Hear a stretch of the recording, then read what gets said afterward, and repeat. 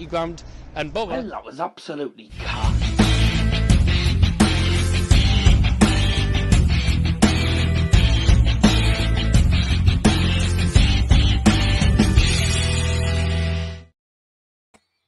Hello. Right, turn that off. Hello, good evening, and welcome along to Dazza's Football Stand. Yes, I'm back. Bigger than ever. Say bigger than ever. Bigger and better, I'd say, hopefully. Still struggling a little bit with the chest infection I've been having for the past week. But, you know, I'm not spending all bloody month away from YouTube. So, yes, I am back. Hope you're all doing very well. Indeed, get in the comments, get in the live chat, get your comments in live chat. You can tell us my first stream back, isn't it? There was no this week in football today, obviously due to tonight's game, which is Manchester United versus Brentford. So I'll look forward to this game. This is going to be a bit of a tough match. But before we get into it, promotion for the mighty mask. You can go and check out the vlog if you haven't already done so. It's on nearly 800 views actually in less than 48 hours.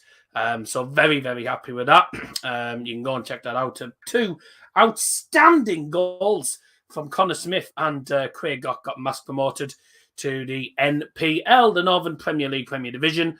Also, congratulations as well to Scab Athletic, another local side, who Mask would have been playing against next season, but they've won promotion today in the playoff final, and they'll be in the National League North next season, while Mask are in the league below. So it's going to be interesting. Grant Swindle, hello, hi, Daz. Congrats on promotion. We'll see you next season in the NPL. Who do you support, mate? Are you South Shields or are you Sedge, maybe? We see you next season in the NPL. Yep, we won't be seeing Scarborough because they're promoted to the National League North, which is a shame, but, you know, fair play to them. I mean, I've been looking at a lot of the results this season, and by the looks of it, they're one of the teams that deserve to go up. But so did Mask and Liv said they fully deserve to go up this season. Support the mighty Marine. Marine. Did well in the FA Cup a while ago, didn't you? I think during the pandemic or something, you did rather well, and then you got whopped 5-0 to Spurs. But yeah, I do remember that the Marine FA Cup one was quite remarkable, wasn't it? But it's been a remarkable season for Manchester United, and it's probably no more than we fully deserved. We were magnificent this season, scoring over, I think, 130 goals, which is more than I think any of the top sides in England, even in Europe. So we've done quite well. Let's have a look at the predictions then. Hello, famous man. My predictions are 3-0 Manchester United win. Easy win for Manchester United. If you can beat Norwich, easy. Brentford isn't hard. Now, did you watch the game against bloody Norwich? We were absolutely cack. So these are the sort of teams. It seems like Brentford and stuff who United haven't played against for ages. And the last time Brentford did beat Manchester United, by the way, is back in 1938. And that was a 2-0 win for the Bees. But it's a tough one. It is a tough one, really. Obviously, Brentford don't really have anything to play for. They could stop Manchester United from being in the top four race completely if they win tonight. So it's vital for United, from United perspective. It's important that we can get ourselves some points and keep ourselves in the top 400. But to be honest with you, I've practically given up on top four because realistically, it's going to be either Spurs or I think it's going to be probably Spurs and Chelsea and Arsenal. Most likely are going to get top four, and then United just need to try and stay in the top six and ideally avoid going into seventh in the league and playing European Conference League football because I think it's a sort of tournament we could do without playing in. And the only annoying thing is, if you finish seventh, you're not guaranteed group stage. You've got to go through the qualification rounds. So that's even worse.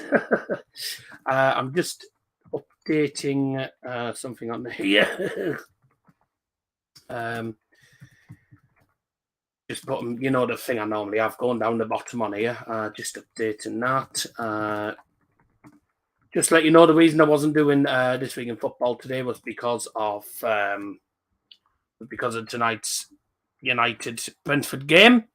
But This Week in Football, all being well, we'll be back next Monday as well. And also, big shout out and happy 18th birthday to Mr. Plymouth Argyle, one of the guys from the channel, Mr. Liam Martin. I think you all know who he is by now, celebrating his 18th birthday. So, hope you had a good Christmas, mate. Birthday.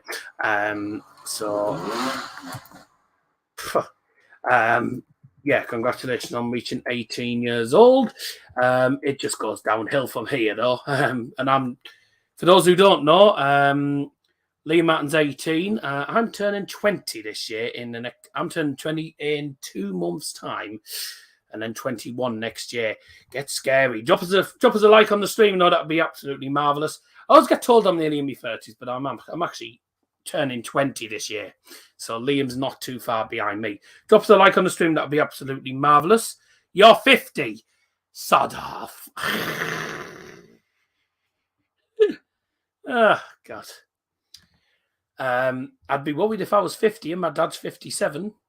Yeah, drop us a like on the stream. That'd be great, guys. Anyways, let's keep having a look at the live chat. 5-0 United, says Joe Drummond. I'm going 1-1.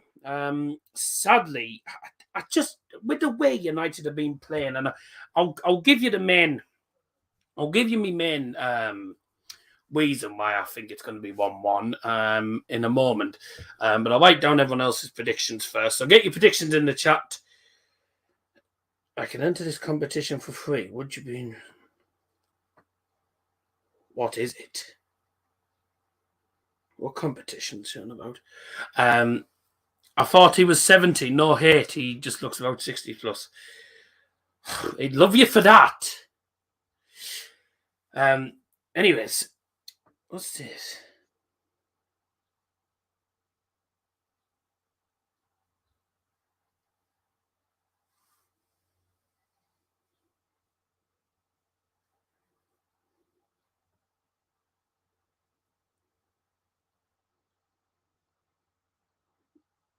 No. Right, where was I? Let's have a look. So I'm going for 1-1. I will tell you why in a moment. Scotty B's gone for 3-0. Joe Jumping's gone for 5-0. Let's have a look. 3-0. Joe Jumping 5-0.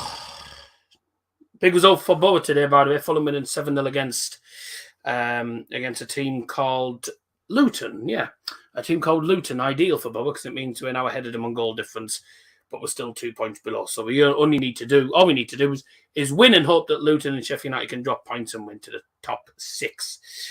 5-0. You're confident, aren't you? 7-0. Yeah. Champions way. Game. That's great spelling. Hello, King Gaming. I don't know exactly who this is, but welcome to the stream anyways. Famous dinner.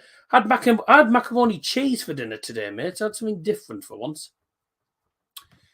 Been to see you back, yeah. This Week in Football is back next week. Upcoming streams. There isn't really any this week. I'm on Liam's channel for Bournemouth Forest tomorrow. Saturday, I'm either going to be live for Borough versus Preston. Depends if that game's going to be televised. I don't know if it is actually going to be televised. But if it is televised, me and Dad will be live for Borough Preston, which is last game season. If not, we'll be doing a vlog for Hartlepool United's game against Colchester. Me and Dad are going to go to Hartlepool. If we can get tickets for that. Depends on whether the game's going to even be televised or not for Borough on Saturday. I don't know if it actually will. I bet we have another CAC attendance tonight. Apparently we had 73,000, but there was loads of empty seats against Chelsea. I think everyone was still protesting. Let's have a look. Doing amazing. Fulham did Borough a favour, didn't they? Yes. My second team is Man U. Good choice. Although I don't know at the minute with the way the team's playing. Does a snooker stand? Oh, God, what a load of balls that would be. Where's that? I assume famous daddy. He's downstairs watching telly. 2-1 to Brentford is my prediction to be a bit different. Well, if United don't win tonight, then top 6 is out of the question. Top 4, is out of the question.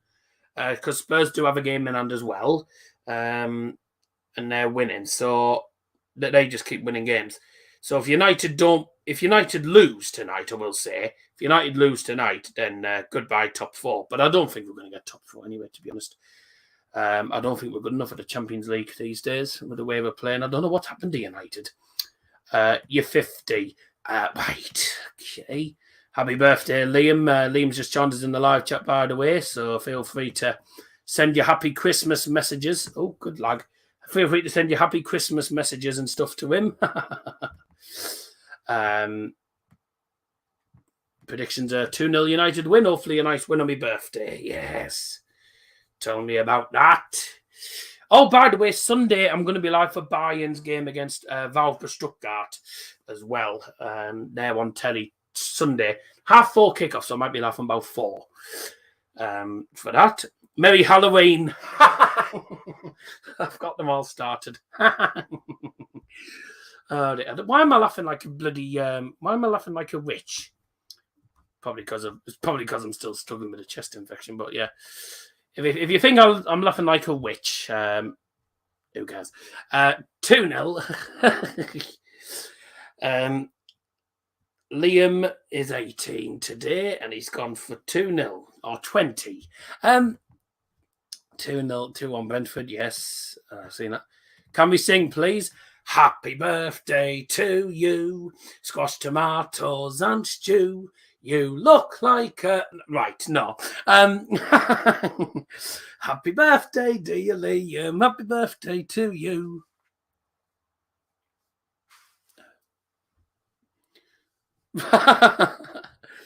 Hey, Liam will know that I'm just joking with that, by the way. Missed my comment at the top. Oh, here we go again. No, I haven't. The ones that I've already read, I've already said. Happy birthday. 2-1 United from Grant Swindle. Oh, yeah, I was going to say 4, yeah. Can't remember. Grant Swindle. So a name I'd spell wrong. 2-1 United. Good. Let's have a keep any comments in, by the way. Might be on. Oh, I haven't actually put predictions open. I meant to put predictions open in the chat before I start the stream. It tells me first stream back in a while. Fulham about to lift a trophy. Aha, yeah. I've just turned on now. Famous Daddy's Art Pub vlogging coming, possibly. Yeah, yep, possibly. Depends on whether Buzz televised or not. Don't know if it will be. Not good enough to get into the last 4. No, they weren't. Villarreal are doing all right, though, but I think they're losing. They're definitely getting knocked out to Liverpool, aren't they? Maybe Halloween. Happy Christmas. FC being the Bundesliga streams pointless. And we all know what the outcome will come. You mean what the outcome will be? I mean, hey, it's another FC buying games again for me to do. Happy birthday, Christmas. Announce some songs. I'm uploading the song later on in the week. I'm going to upload one tomorrow, actually. And it's a song called Special Brew by Bad Manners. I did record this last Tuesday, by the way, before I was struggling with all this. Not last Tuesday. I recorded this last weekend, I think it was, before I was struggling with all of it. A Special Brew by Bad Manners. Good song. I've known Daz long enough now. Yep, Fulham about to lift the trophy. Love the channel. Thank you very much indeed. We all know the outcome will be they lost to Mount. Yeah, no, I was going to say we lost to Mainz the other day. I think everyone was too. Bayern v PSG would be the Battle of Farmers League winners. We had that in 2020, and Bayern won it because we're too good for PSG. Then again, we lost to PSG on away goals, which I thought was stupid. So we should never have lost to them. Champion, LA. Right, keep getting your comments in chat, by the way, keep getting your predictions in. I'll give you the lineups in a couple of moments, actually, while we're at it. I'll just put here predictions.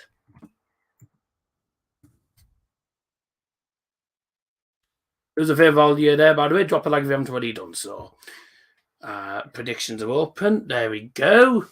What are we on at the moment? I have got my first half and second half cans of Iron Brew.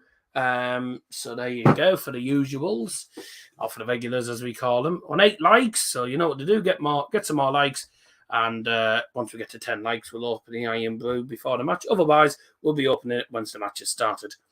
How many years has it been that I've known you for now? Is it 3 or 4 years? I think. Well, I'm 5.5 years into YouTube now. I think it's 3. It might be 3, might be nearly 3.5. I'm not 100% sure, but I'm pretty sure it's 3 at least. Everywhere we go, we're the Marine boys making all the noise. We're the Maskew boys.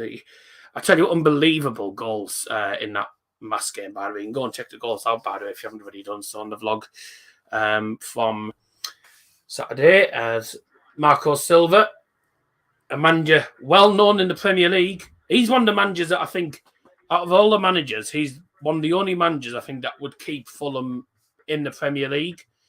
But what I will say is they well and truly need to make some changes to the actual squad, because as good as their squad is at the moment in Championship, their squad won't keep them in the Premier League.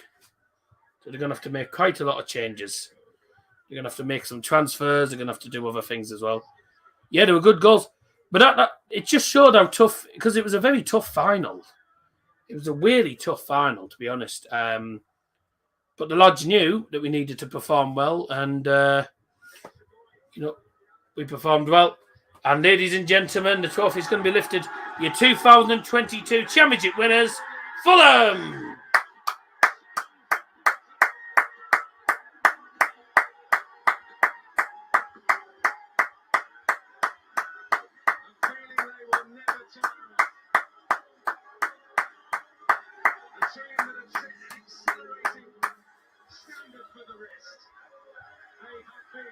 "106 goals. I mean, it's remarkable when you look at 106 goals in a Championship season. It's pretty remarkable, isn't it? Hopefully they have the full stadium open for the Prem. Yeah, I've seen they were opening that new stand, aren't they, at some point, and it looks like a nice new stand. We'll see what happens. Anyways, now let's have a look at tonight's starting lineups, and we are going to begin as per usual. Make sure you get your predictions in the chat if you haven't already done so. 1 over 10 likes, so there you go. Don't forget you can share the stream around on social media as well. That would be great. I've gone for 1-1, and the reason being because of the recent performances. Now we played. Well, I didn't think we played that well against Norwich. Yet we scored 3 goals. We won 3-2. Against Liverpool, we got battered. The game against Arsenal. Important, of course, when you're out there on the pitch. Shut up, Yapstan. On the game against Arsenal, I didn't think we deserved to lose that. It was just defensive cock-ups as usual, and obviously a missed pen. The game against Chelsea had a draw written all over it. We were poor. Chelsea probably should have won that, but they were wasteful. And the reason I've gone for 1-1 tonight is because we're not scoring. We're not scoring many goals. And the only person who has scored is Ronaldo. 5 goals United have scored in the last 4 matches, which a lot of people would say is decent. Average of over an average of 1.2 goals a game. No, 1.25 goals a game, I think that is. Something like that. No. What is it? 1, 5. I can't quite remember, to be honest with you. I mean, maths brain's not working tonight. But in the last 4 league games against Norwich, Liverpool, Arsenal, and also Chelsea, we've managed to get 5 goals. All 5 goals have been scored by Ronaldo. So without Ronaldo, we'd have had 0 goals in the last 4 games. We've conceded a total of 10 goals as well. 4 against Liverpool, 3 against Arsenal, 2 against Norwich as well, which was embarrassing by our standards, and also a goal against Chelsea. And it was a pretty lousy goal for us to concede. But against Chelsea, we went 1-0 down. And we looked like going 1-0 down for quite a lot of that game. As soon as we went 1-0 down, we immediately responded. It's like we have to concede the first goal for us to actually pick ourselves up and get going, which is stupid, really. And a team of Manchester United's calibre shouldn't be conceding 2 goals against a relegated side. No disrespect to Norwich, but you shouldn't be scoring 2 goals at Old Trafford.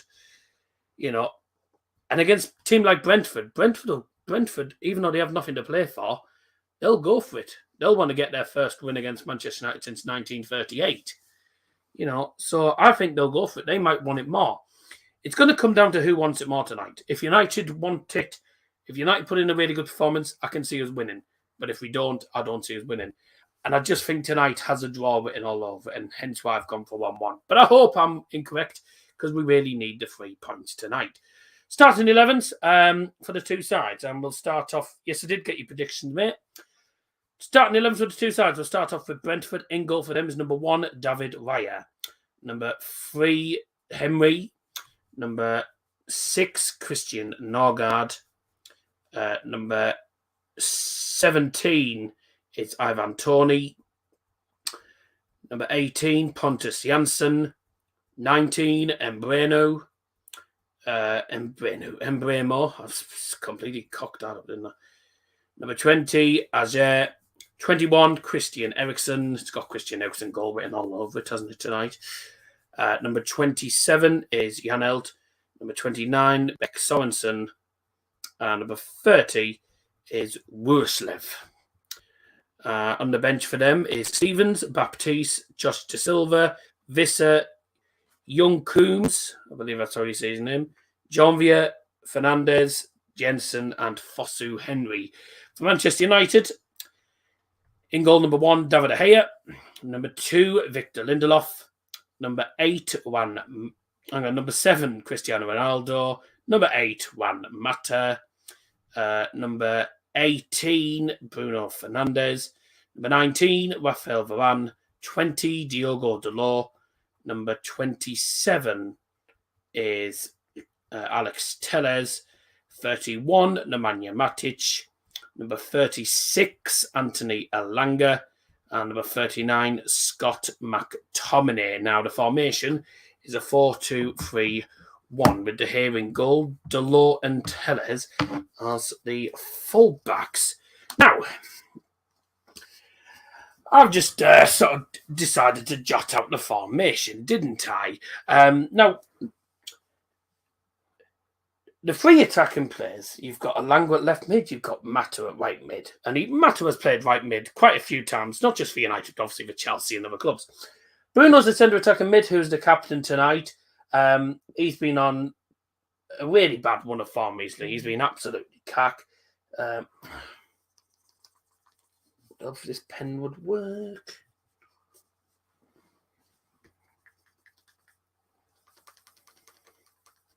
Oh, it looks like my whiteboard pen's nearly running out.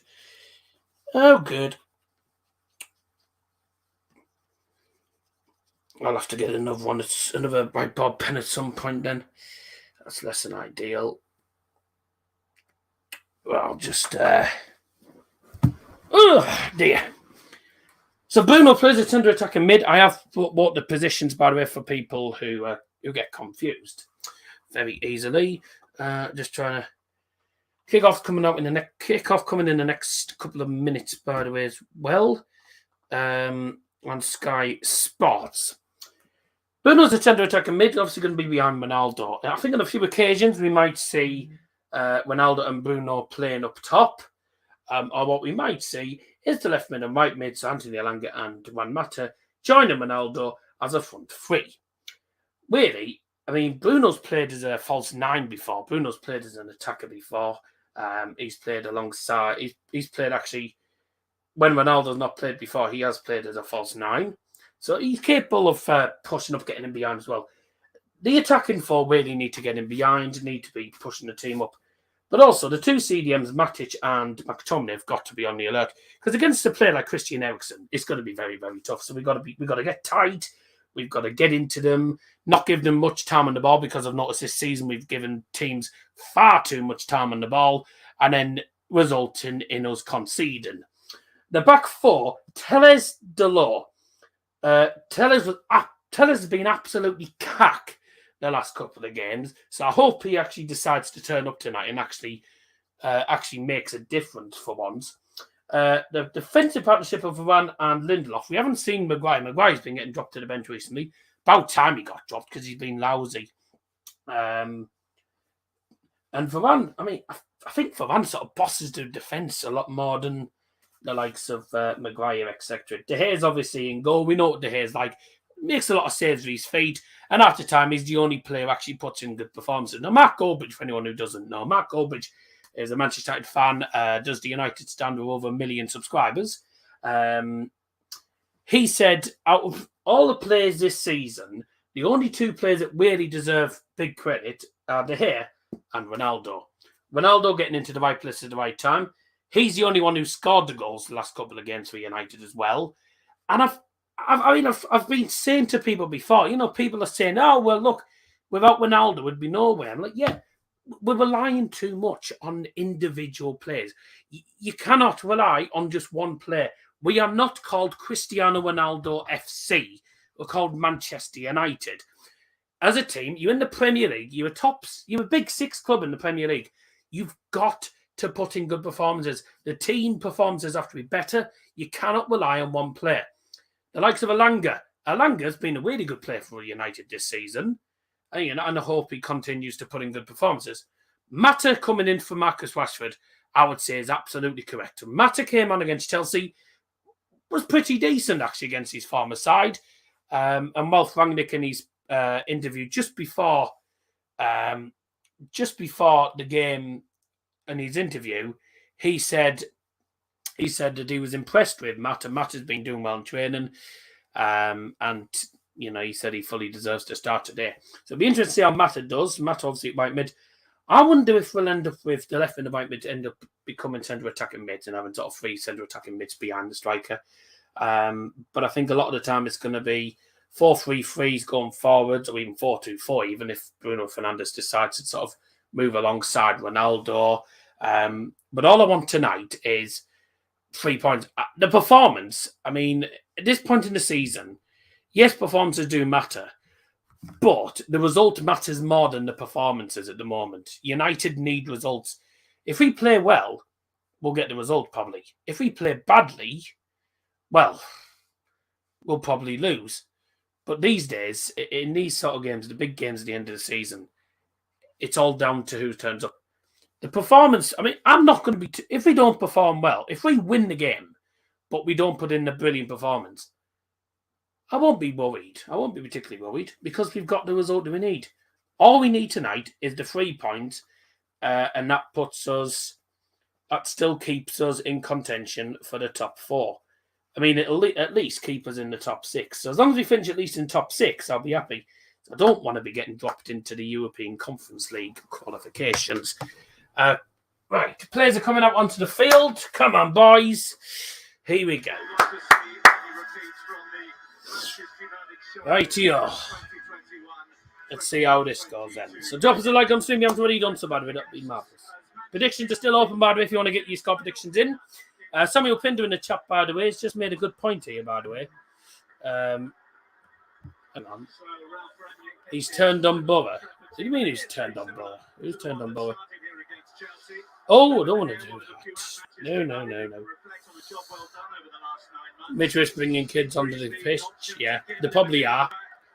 They wouldn't be allowed on the pitch, otherwise. Yeah, typical United. Did get your prediction in there. I haven't turned on Borough. I don't turn on Borough. That's why Sunderland got relegated, double relegated, because they were relying on your midfield. You can't rely on individual players. Now, I mean, with Borough this season, had we not had Matt Crooks in this squad this season, I think we would have been well and truly out of the top 6 race. Because the strikers in the Borough team just aren't good enough this season. Watmore and Coburn, probably the only good strikers in our team at the moment. Spovar's been decent, but he's been inconsistent. Had a good first half season, then he's been poor second half. So, it's you can't rely on individual players. You've got to put in good team performances. Middlesbrough was not called Matt Cook's FC. Man United is not called Ronaldo FC. Bayern, I think, on a few occasions do rely too much on Lewandowski as well. But also there's players in Bayern's team that can produce a lot of, produce goals as well, and that's shown this season. So, this is what it is. That's more like Gaffer with the iPod and pen. And that's hilarious. Okay, so it is a 4-2-3-1 for United. As I was saying, Ingles, David De Gea, Delort, Lindelof, Varane, Tellers in defence. In midfield, Matic and McTominay playing as the two CDMs. It turns out Mata's not playing at centre attacking mid. That's wrong. Mata, Fernandes and Elanga in attacking midfield. And then up front is, of course, Ronaldo. And for Brentford, they're playing a back five formation today. Weyer in goal. Ajer, Janssen, Sorensen, Henry and Roslev in defence. In midfield, it is Janelt, Norgard and Eriksson. Up front, Ivan Toney and Embreno. Very good forward two this season for them. So here we go. Brentford come here safe. They're well clear of trouble, 8 points clear. They're on that magical 40-point mark. And they also come here as one of the Premier League's strong sides. At least you could win the Conference League. With the way United have been playing recently, I don't even think we'd get past the bloody knockout stages. I don't even think we'd get to the quarterfinals, And we're off! Come on, boys! Your predictions are now closed. Thank you very much indeed. Early opportunity, bloody hell. For early opportunity already for Brentford there. Good God. What a poor start that could have been for us. Good Lord. Just one or two simple passes and a long ball forward and Breno in behind already. And Tellers manages to get back and win the ball off him in the penalty area. Good start already, that for Brentford. Could have been the dream start for them. There's the scoreboard. There. So it's Manchester United versus Brentford. Come on, you heads. And your predictions are closed as well. Thank you very much indeed. Right, let's open the Iron Brew. First off, kind of Iron Brew is open. Corner. Come on, wake up. Wake up. Corner won by Ajer for, however you pronounce his name, for Brentford. Up your nose, everyone. It's great to see the Stretford end rises to the court. Christian Eriksen as he makes his way over there. United fans are still applauding Christian Eriksen. Good to see him back playing football after what happened in Euro 2020. Corner in the box, headed away, and a shot by. It's the first bye of the night. Shot by. Got to love Daryl Johnson's bye. They've ever seen, and it's Man United. Right, let's see what happens tonight then. Should be an interesting match.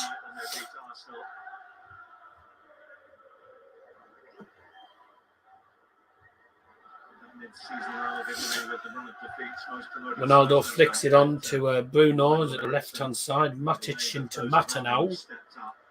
And United just struggling to get the ball out of the midfield, but passing the ball around rather nicely. Some nice passes. What a good ball. Ronaldo's in behind. Oh, he chested it down.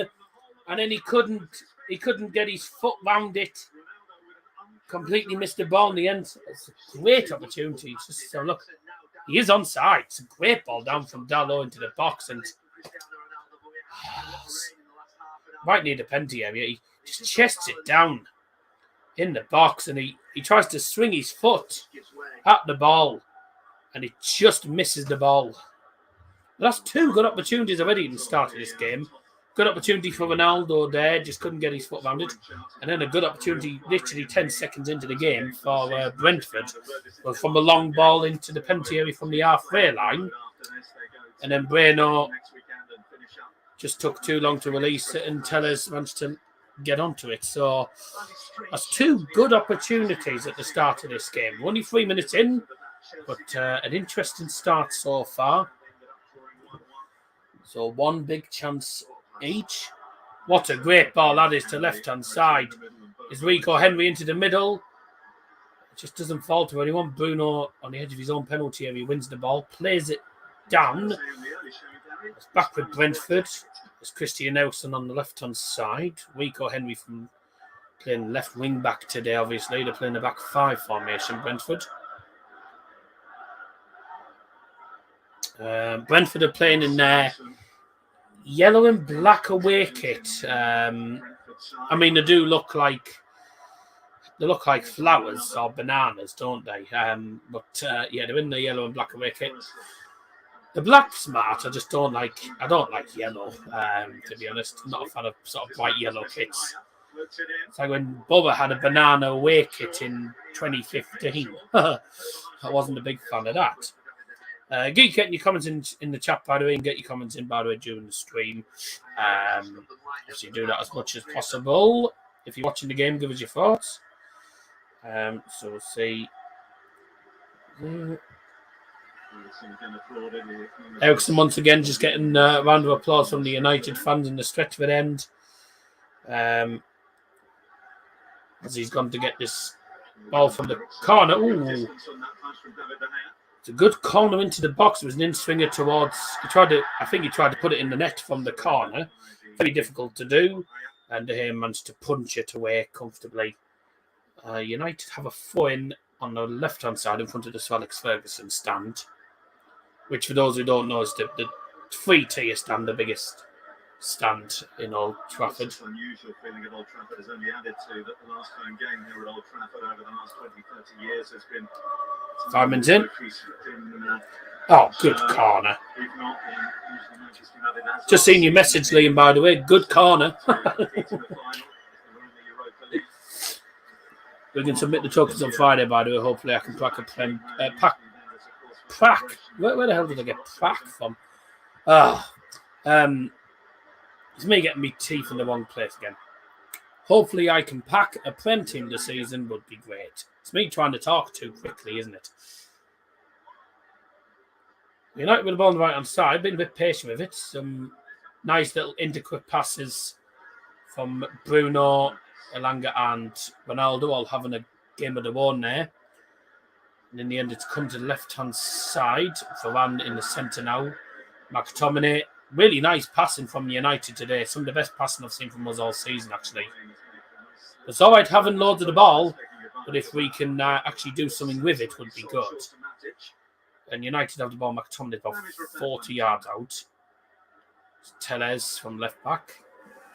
As soon as we have the ball going forward, everyone's up forward. We're playing a really high line, but that could be dangerous against a team like Brentford. They only need to get in behind once, and it's oh dear. Game is embarrassing. How can I not pack a team of the season from the 86ers? And you come back one straight away. Stupid. Meant to be my birthday. They're meant to give me luck. Oh, they don't care whose birthday it is.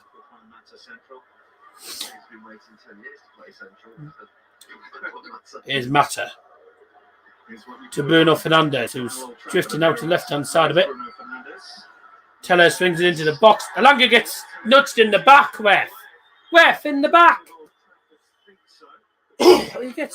he gets nudged in the back there. You can't do that. Bit of a let off for Brentford. The keeper there taking a bit of time. Ronaldo putting them under pressure. And in the end, the keeper's kicked the ball out. Oh, actually, let's have a look. Elanga. Nah. I'm looking at the replay. Nah, it's not a pen. Elanga's been a really good young player for United, and also another player, Alejandro Garnacho.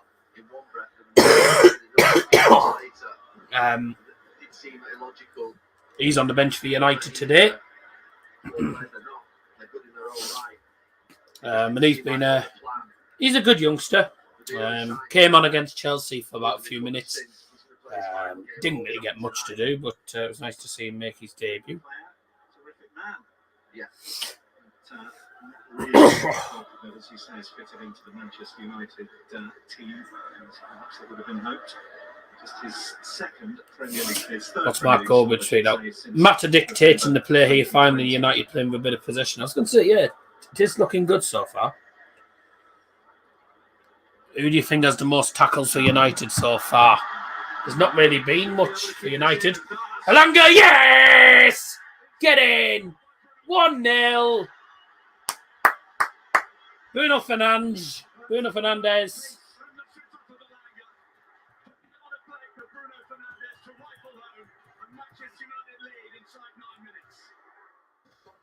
Old Trafford, Manchester United's goal. Scored by number 18, Bruno Fernandes. Beautiful goal. Absolutely beautiful.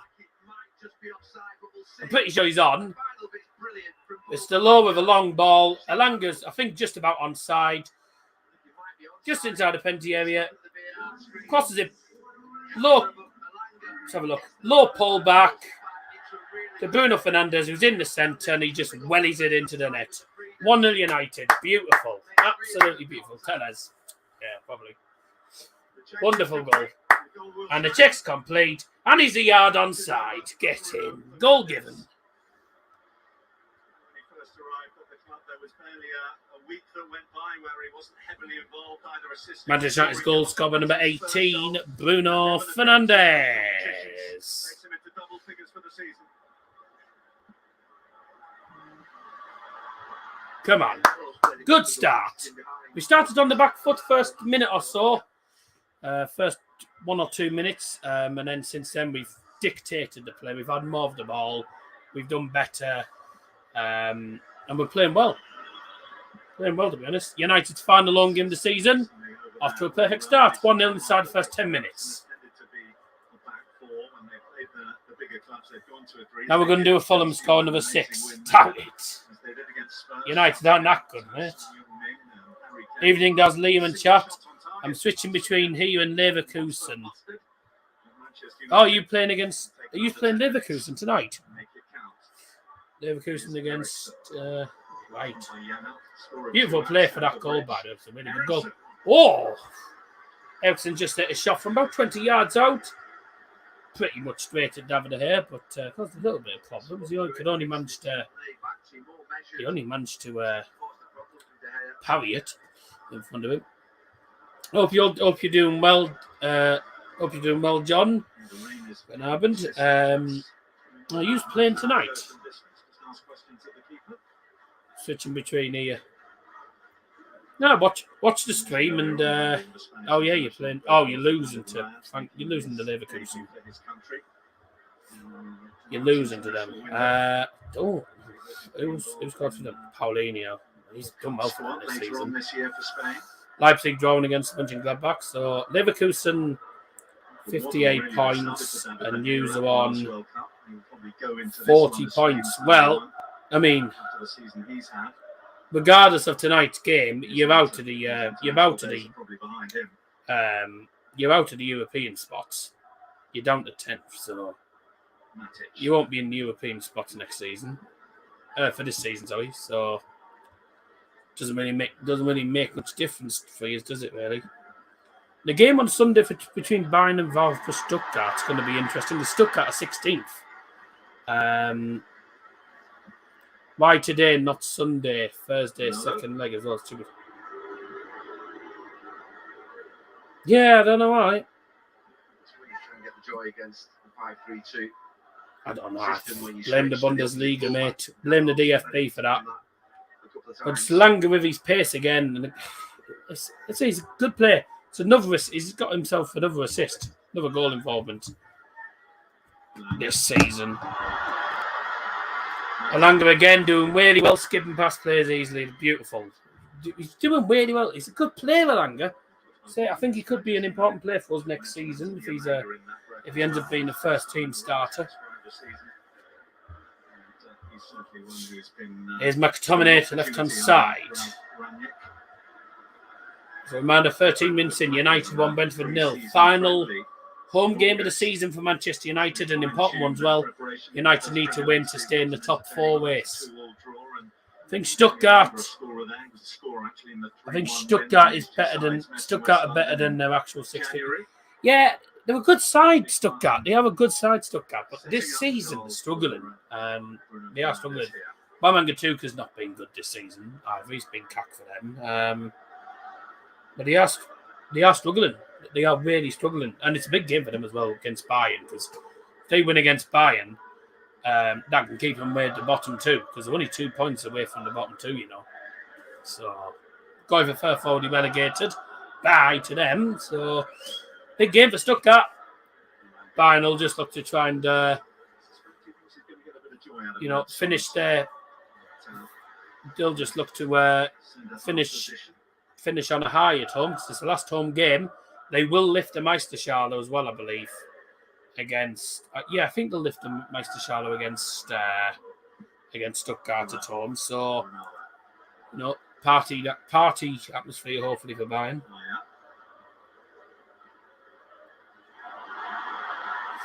Very nice. Nearly 15 minutes in, long ball in for Brentford, and it's gone past everyone now for a goal kick.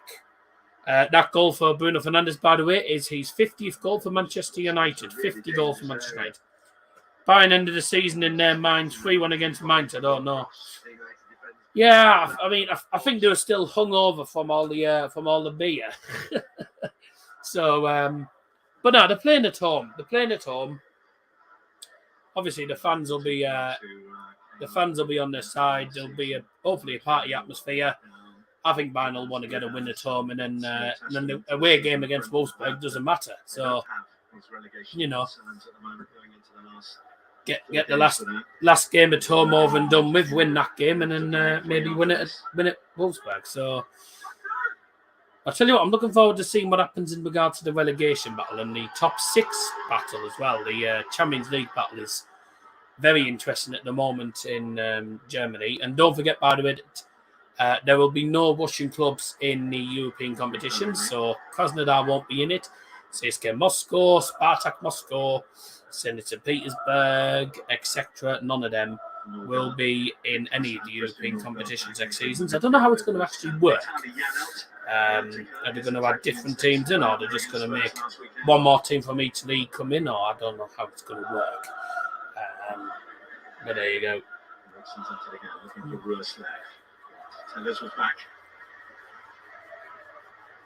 Yep. It's just brilliant when you've got a player in your team that's got that long. But United have the lead, 1-0, goal from Bruno Fernandes. Good start. Good that Mainz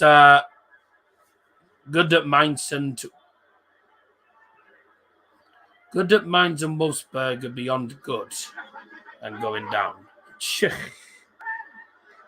Well, neither of them are going down, I don't think. Wolfsburg are safe, actually. Yeah, I've just checked. Wolfsburg are safe. Because they're 11 points ahead of the bottom 2. Villarreal lost to Alaves 2-1. Oh, well, that's Liverpool heading through then, isn't it? Welcome, Yin Yang, by the way. Thanks for joining. Wolfsburg is safe. Frankfurt now down to 11th. Viva Ronaldo. Here's United saying, Viva Ronaldo. So Wolfsburg are definitely safe, and so Valve Morecambe. Hertha aren't safe. Are they no? No. Well, where? Dear God. If Arminia Bielefeld win their final 2 games and Hertha Berlin lose both of their final games, then Hertha Berlin could be in the bottom 2 or in the relegation playoff spot. But at the moment, the only teams that are definitely safe from the bottom 2, Augsburg, Hertha Berlin, and Stuttgart are the only teams that could still drop into the bottom 2. Or Hertha and Augsburg could still drop into the relegation bracket. I doubt Augsburg will look as they're 6 points ahead of the bottom three. So I think Hertha Berlin, I do think this is the season where Hertha Berlin could go down. I think it's going to be interesting. Armenia in Berlin. Optimistic, does. I haven't actually looked at the next fixtures. 2-1 to Mönchengladbach, by the way. I haven't checked the next fixtures, so I don't know. Armenia Bielefeld are actually away to Valver Bochum. Mainz are against Hertha. That's a big game for them. That's a corner. What? Stupid referee.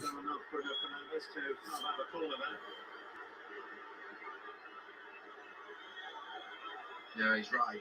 Who are Bielefeld again? Oh, right. So Bielefeld are Armenia Bielefeld take on Valver Bochum, and then they take on Leipzig. Could be done. I mean, Leipzig are. I don't think Leipzig will probably lose that. Stuttgart have got Bayern and then Cologne.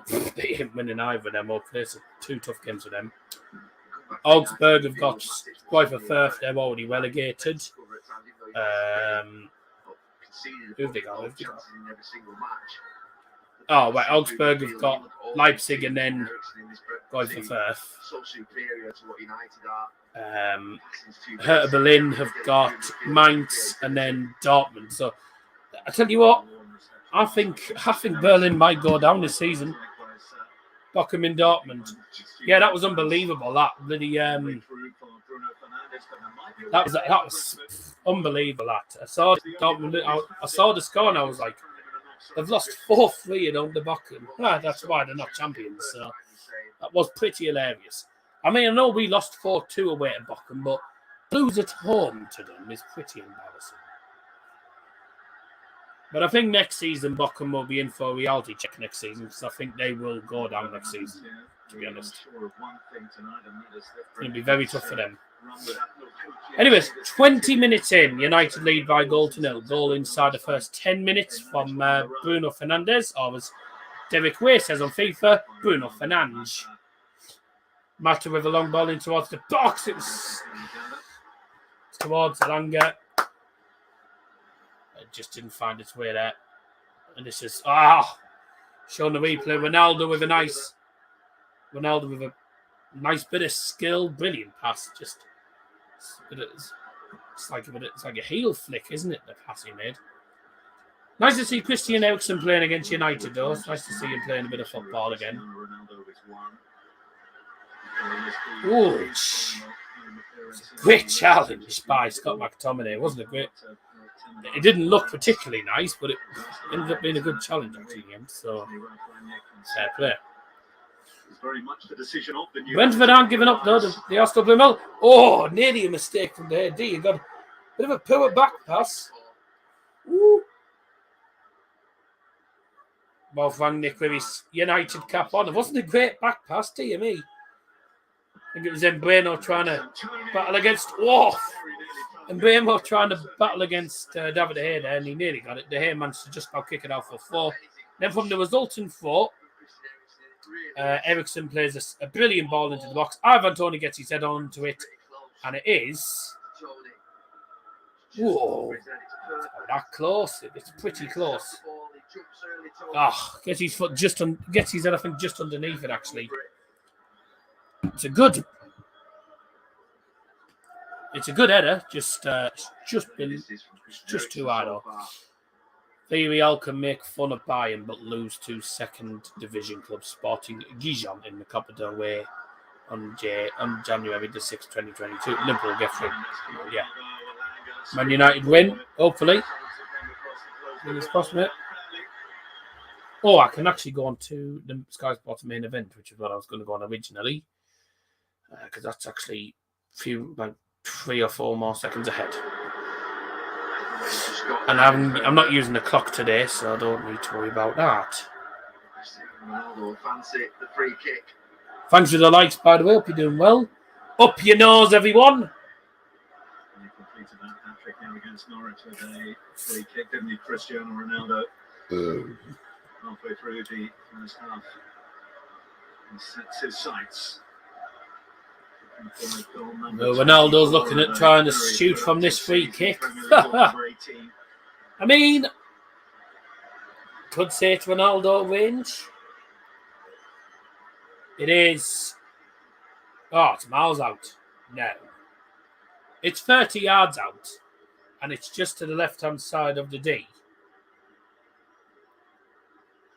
It's 30 yards out, surely. Oh, it's even further back now. It was definitely 30 yards. I mean, Ronaldo's going to go for it, I think, but surely not. Ronaldo's going to hit it, I think, from 30 yards here. Oh!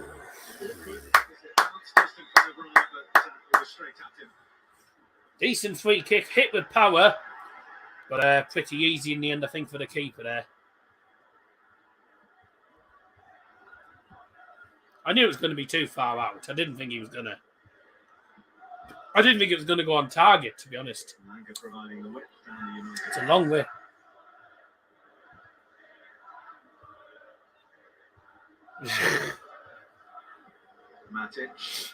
Ah, well done, Bruno. Stay on your feet.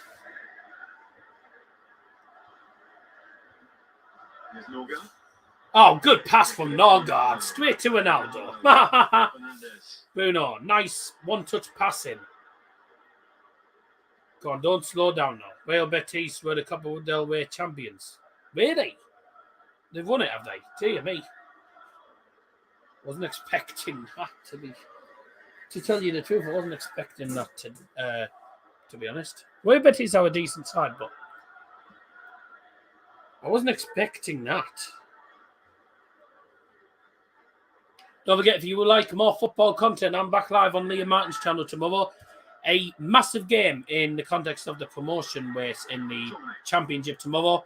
As Bournemouth, who are second, take on third place Nottingham Forest, and the winner of that will be second. If Bournemouth win, they are promoted to the Prem.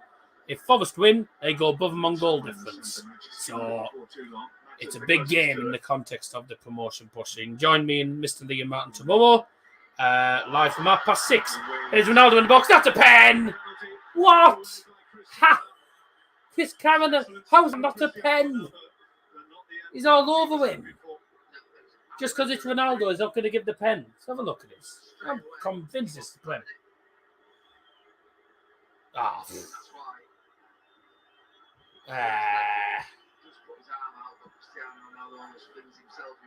He leads with his arm, but he does lead with his arm, doesn't he?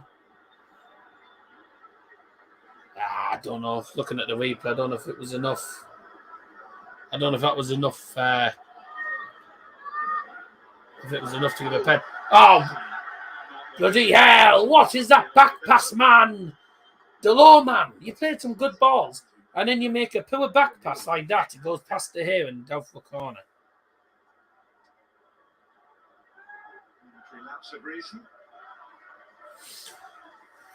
Oh.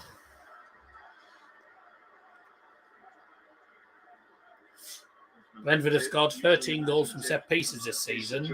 Only West Ham, Newcastle, Liverpool, City, etc. have actually scored more from set pieces. 13. In the box from the corner. Headed away.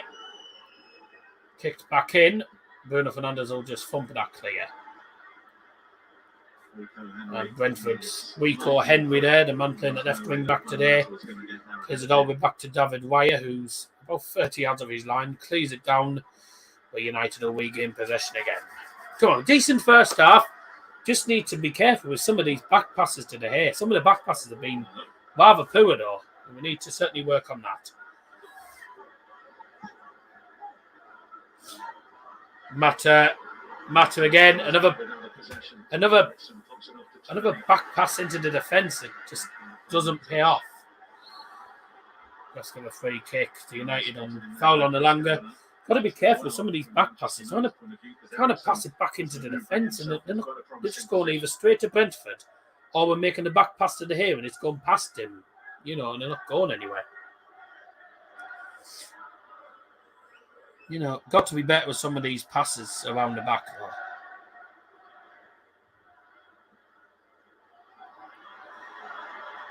Who do they have as well? No, that was last. Was that last week? Maybe last week.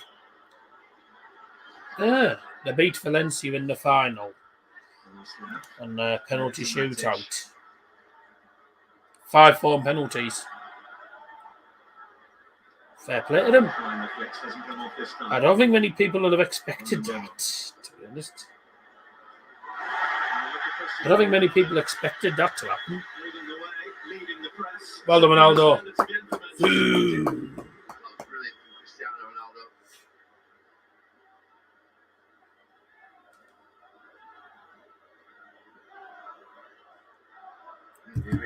It's been on. This is what I want. I'll tell you what, this is the best. This is the best I've seen United play for a while. Actually, certainly last couple of games, best we played tonight. Great performance today so far. We're only 30 minutes in nearly. We're dominating possession, 70% to 30 on the possession stats, and United having more opportunities. Brentford still playing well though, despite being 1-0 down. They could so easily be level with one or two of the opportunities they've had if they just taken their chances and been better with some of the set pieces. Then it could be 1-1. It's a decent match though. Great ball in from Ericsson to the far post. Headed away, and Ronaldo outside his own penalty area chips that to Bruno. Bruno plays it low to Mata. Back to Bruno. Back to Mata again. Long ball down the touchline in front of the Sir Alex Ferguson stand. And Tellez manages to touch it onto Mata just about. How did he manage that? How's he managed that? That's brilliant. Ronaldo coming forwards. Delort swung into the box from the right. Fernandes at the far post, headed back. Ronaldo lays it off to Tellez. On the left, Bruno is playing more. Bruno's playing more as a left. He's playing left mid mostly. Lucky. Delors tried to play a ball at the right hand side, sort of in the centre nearly. About 25 yards, tried to chip it into the penalty area to Ronaldo, and it's just gone straight to the keeper. Saw the idea there. Well, whatever your view on where the blame lies for a mess. Don't forget, at halftime, I will give you the halftime statistics for all the stat freaks out there, if that's what you want to call them. But we're playing well. We're dominating the ball. Mata's having a good game. Ronaldo's playing all right. Certainly tracking back defensively as well. He's doing well. Bruno's had a decent game, I'd say. Tellez has done all right. Delor's been good, but has also had one or two bad moments. That back pass to De Gea earlier on. I don't think there's anyone really on the pitch so far that I can say has not had a good game. Everyone's got a role to play. Everyone's playing well. You know, done well. McTominay had a good chance. His first being awful. Ronaldo's pen shout should have been booked for diving, so should Alanga. It wasn't a foul on him. Ronaldo clearly got the ball. He gave Brentford a free kick. Really, all the previous league meetings before this season came in the odd Division 2 and the referee's been cack. I mean, a lot of United fans are saying, a lot of people, certainly Mark Colby as well, said that Ronaldo would, saying there's no reason for Ronaldo to go down. That's got to be a pen. I mean, I did think he got nudged. Oh, I can't get this line. I did think the first it was pen, and I saw the thing. I was like, maybe not. But they won't book for diving. Oh! He wasn't going to book either of them for diving, though, because neither of them were dives. But the referee, I think the referee just thought he was just out muscling them. No, just muscling them. But they both got to be stronger, though, in the penalty area. This is brilliant. Beautiful passing. Brilliant skill from Ronaldo. Oh, beautiful. Nice healed pass. The ball's behind him. He sort of heals it in front of him to Matu, releases the shot, and it's just the one side of the post. We're playing well. We are playing really well. The referee's been cack all game, mind. McTominay. United really should have a second goal, I think, by now. We've played well enough to get a second. Alanga. The angle at first it looked like a pen, and replay showed the sweet singular molecule that hit him. Well, these days in in football, you know, if someone goes into you, you go down and try and win a penalty. Is what the players do these days. Salah's done it enough. Really struggle here. He's 5-3-2, just the width of the pitch and the switches of play. Some of these back passes to De Gea are not great. You really need to work on some of these back passes. You're putting De Gea under needless pressure. Unnecessary. Doesn't feel like it's nice. Real struggle for that Brentford midfield. But Brentford are really getting dominated by United tonight. Playing really well. Just look on the far side now where Tellers is. It's just a long way out there. Tellers just free open on John. Ronaldo's playing as a striker, but he keeps moving down into the central of the field as well. So he's dropping deep on occasions as well. Loads of players in different positions. I want to be a ref so I can fix that problem and book players who do it for diving. Oh, no one knew you'd probably book Ronaldo for every single penalty appeal.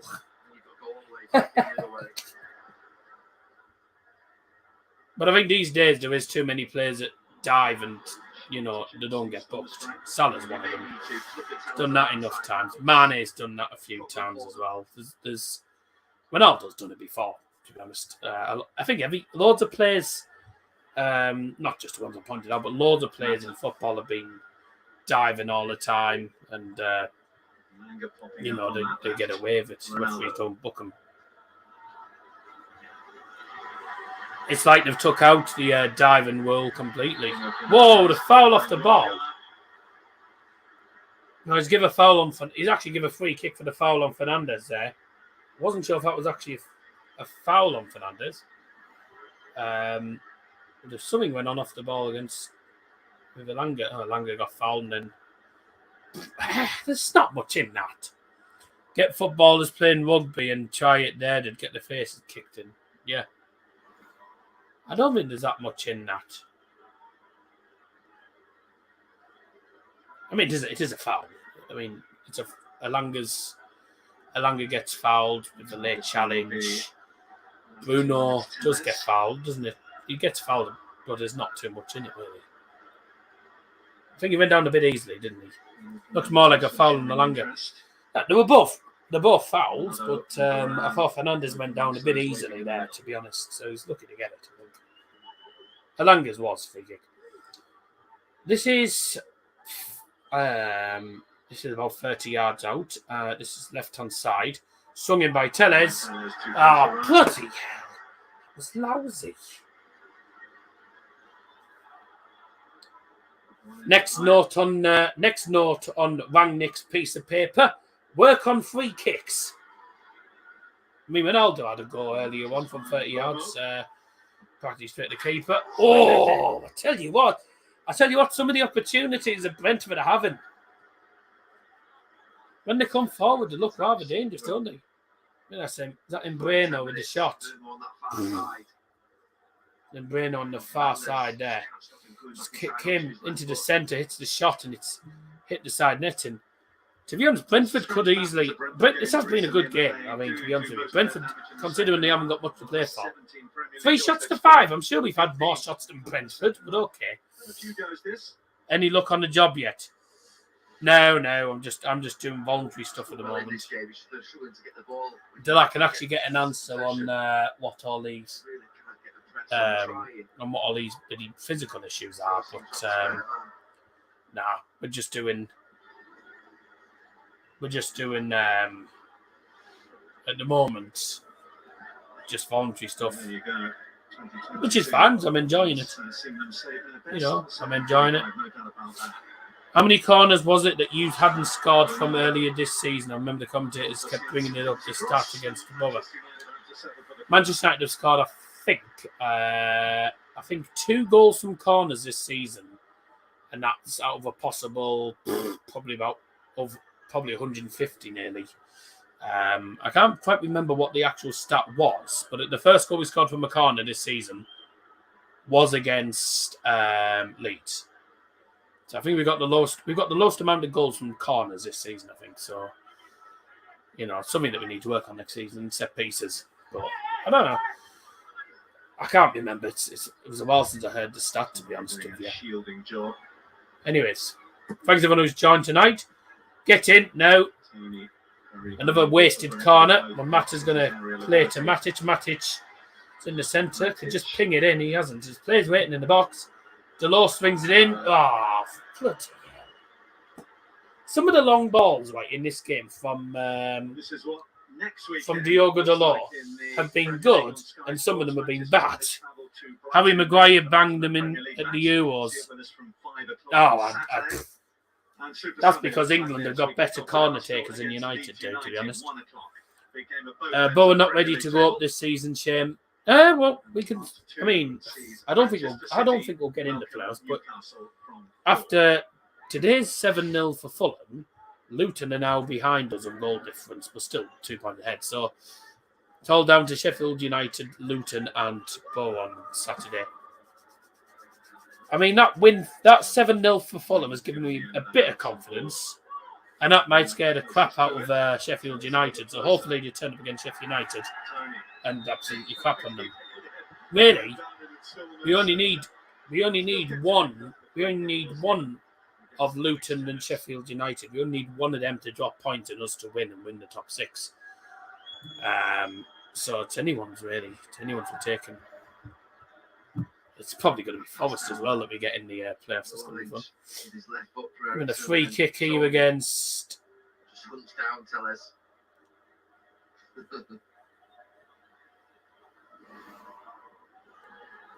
What's he? That looked like a foul on Tellez. That looked like a foul on Tellez, but he's given a free kick for a foul on Ivan Toney. Okay. Good connection. Behind for a Brentford corner. Come on.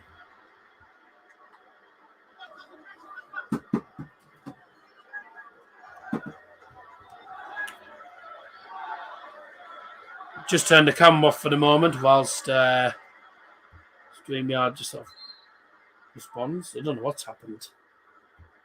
There we go. I also think we'll have 2 matches against Everton next season. I don't think we'll go up this season. I don't think we're ready to go up this season, which is, similar to what Steve put in the chat, which is very true.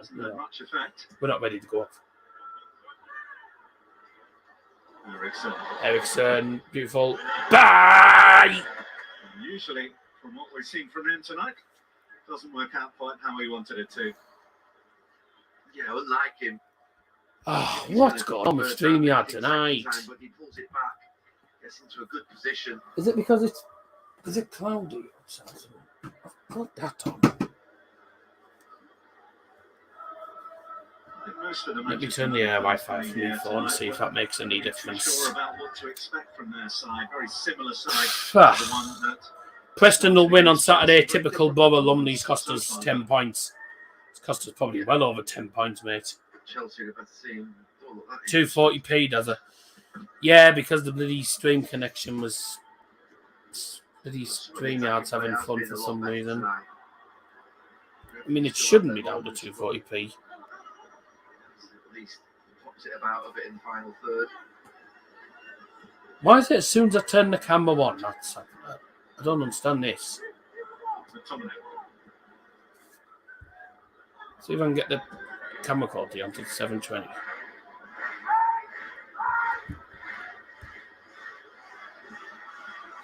So the actual thing itself is it's the camera that's the problem. Look at this camera. High definition. StreamYard's just having fun for some reason. Don't faff about with me tonight. It's less than ideal. StreamYard's peeing about tonight. Why? Never does it. It never does it normally. Normally fine, then tonight it's deciding to have a bad night. Are you watching on Sky? Yeah.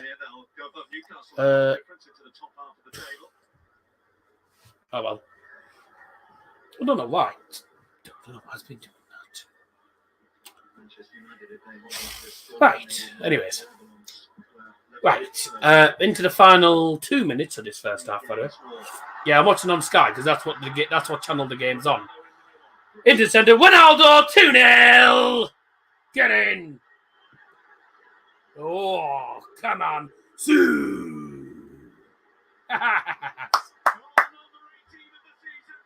in there. Manchester United second goal, scored by number 7, Cristiano Ronaldo.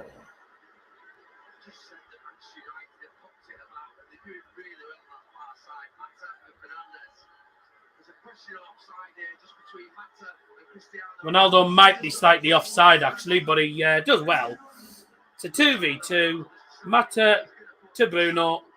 Chipped through. Mata on the left. Into the centre. Ronaldo, first time. Goes in under the keeper, though. It's unlucky for the keeper. Goes in. Just goes in underneath him. Goes in off his glove, actually, but 2-0 United. I will check this. Oh, looking at that, Ronaldo is offside, actually. Just looking at that, Ronaldo, I think, is offside. Oh, he's offside by a yard. Offside by a yard. See his goal chalked off.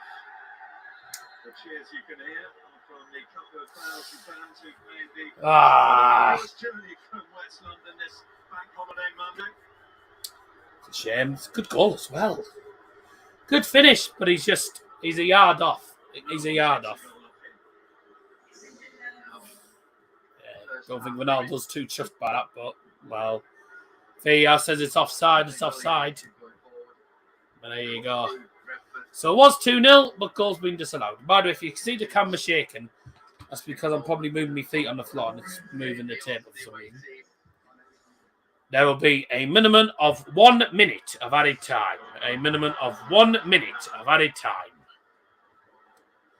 That's a shame. It was a decent 2v2 goal, that as well, but there you go.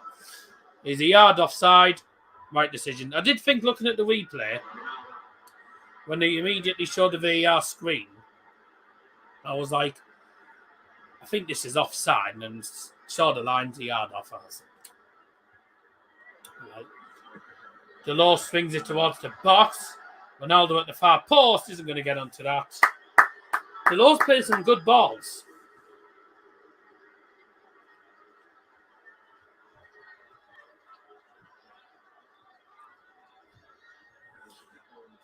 If you're looking for a job, you should have to be stadium announcer at a bunch of different teams. Yeah, but there's never any vacancies going for them sort of jobs. That's half time. Given the way that Manchester United have struggled recently, they'll take this. They lead at the break. Beautifully worked. Half time at Old Trafford, Manchester United 1, Brentford 0. 11 games in all competitions. They thought they had a second just before half time. Good half, really good half. Goal ruled out for offside. So the margin at half time is Manchester United leading. So first half is over and done with, and a very good first half, certainly for Manchester United. And Brentford, I mean, certainly Brentford fans, I think, can be pretty pleased with how they've played as well, because I think they've played rather well, in fairness to them. They're coming into this game, obviously they've secured their Premier League status already. They're definitely staying in the Prem. They haven't got anything to play for. They've come and given United a bit of a tough game. But at the same time, United have been a better side and have dominated. But they haven't had as many shots as Brentford have had. We will have a look at the stats for you now in a moment. Don't forget, you can get your comments in live chat if you're a United fan or whatever. If you're watching the game, give us your thoughts on the first half. Referee's been cack. United did have a second goal disallowed by the Ronaldo goal. But there you go. 1-0 down and allowed it in United fans. These days, it doesn't take much doing at the moment. United's atmosphere has not been great for the last couple of games with some of the recent performances. So it doesn't take much doing these days, to be honest. Apparently 55% team momentum for Brentford, actually. So they apparently have the momentum going in second half. I would disagree with that because United are 1-0 up. When they go forward, they're causing problems for Brentford. Brentford's back five is just getting split open so easily. And their defenders just can't cope with our attack at the moment. So I don't see why they have the team momentum. I think that's wrong. General stats, 71% to 29 on the possession stats. 404 passes, 368 completed for United to 158 with 125 completed passes-wise for Brentford. United have made over 200 passes forward to Brentford 76. So, better side. Attacking wise though, only 3 shots. 3 shots, 1 on target. Sorry, 3 shots, 2 on target for United. The goal from, let's have a look. The free kick from Ronaldo from 30 yards. The goal from Bruno. And then what was the other shot? I can't remember what the other shot was. But Brentford have apparently had 5 shots. They've created more. They have actually created more chances than United. So they've played well, but they've been pretty wasteful in front of goal. Only 1 shot on target, and I don't think they've. I don't even know if they've tested De Gea once, to be honest. De Gea's not had too much to worry about. But some of the back passes from United's defence have been poor. But we're doing well at the moment. We're doing really well, playing well, looking good. And we're still in the top 4 race as things stand. But Brentford have played well. They have played well, don't get me wrong. United, I would say United have certainly been a better side, probably deserved the lead as well. Brentford have, when they come forward, they do look dangerous at times. Certainly with Mbeumo up front with Ivan Toney, good attacking partnership. Bruno's had a good game. Mata has dictated a lot of the play as well. United have been moving the ball nicely, which is good to see.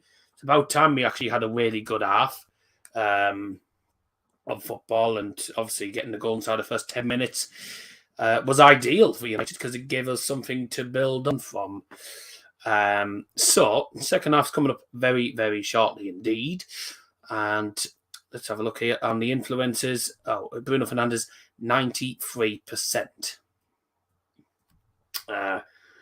And for United fans, these are all these things I'm finding are on the Man United app. So first goal scorer was actually Bruno. I had Ronaldo to score first. Never mind, I'm not bothered. Don't care who scores. So Bruno Fernandes has had biggest influence in this game, apparently. Him and Mata played really well. They've both been switching positions. Ronaldo's playing a striker. But he's been dropping into midfield at times. He's been getting back to helping the defence out as well. So he's played well. I don't really think there's any players that I can really pick from in the United team that's actually had a bad game. Because I think everyone's had a good game. Everyone's had a job to do. They've played their roles brilliantly. There's been some brilliant passing moves today as well. Some great 1-2s. The likes of Bruno, Ronaldo and Elanga. On a few occasions in the game as well have had good spells with the ball, having little games of their own. Ronaldo with some brilliant skill as well. We've seen quite a bit of skill from Ronaldo today. Elanga's goal. The goal from Bruno. Elanga stays on side. Completely loses his marker. Does really, really well. And Elanga's been one of those players this season who causes teams a lot of problems. Really causes teams a lot of problems. He's got himself a few assists and goals this season.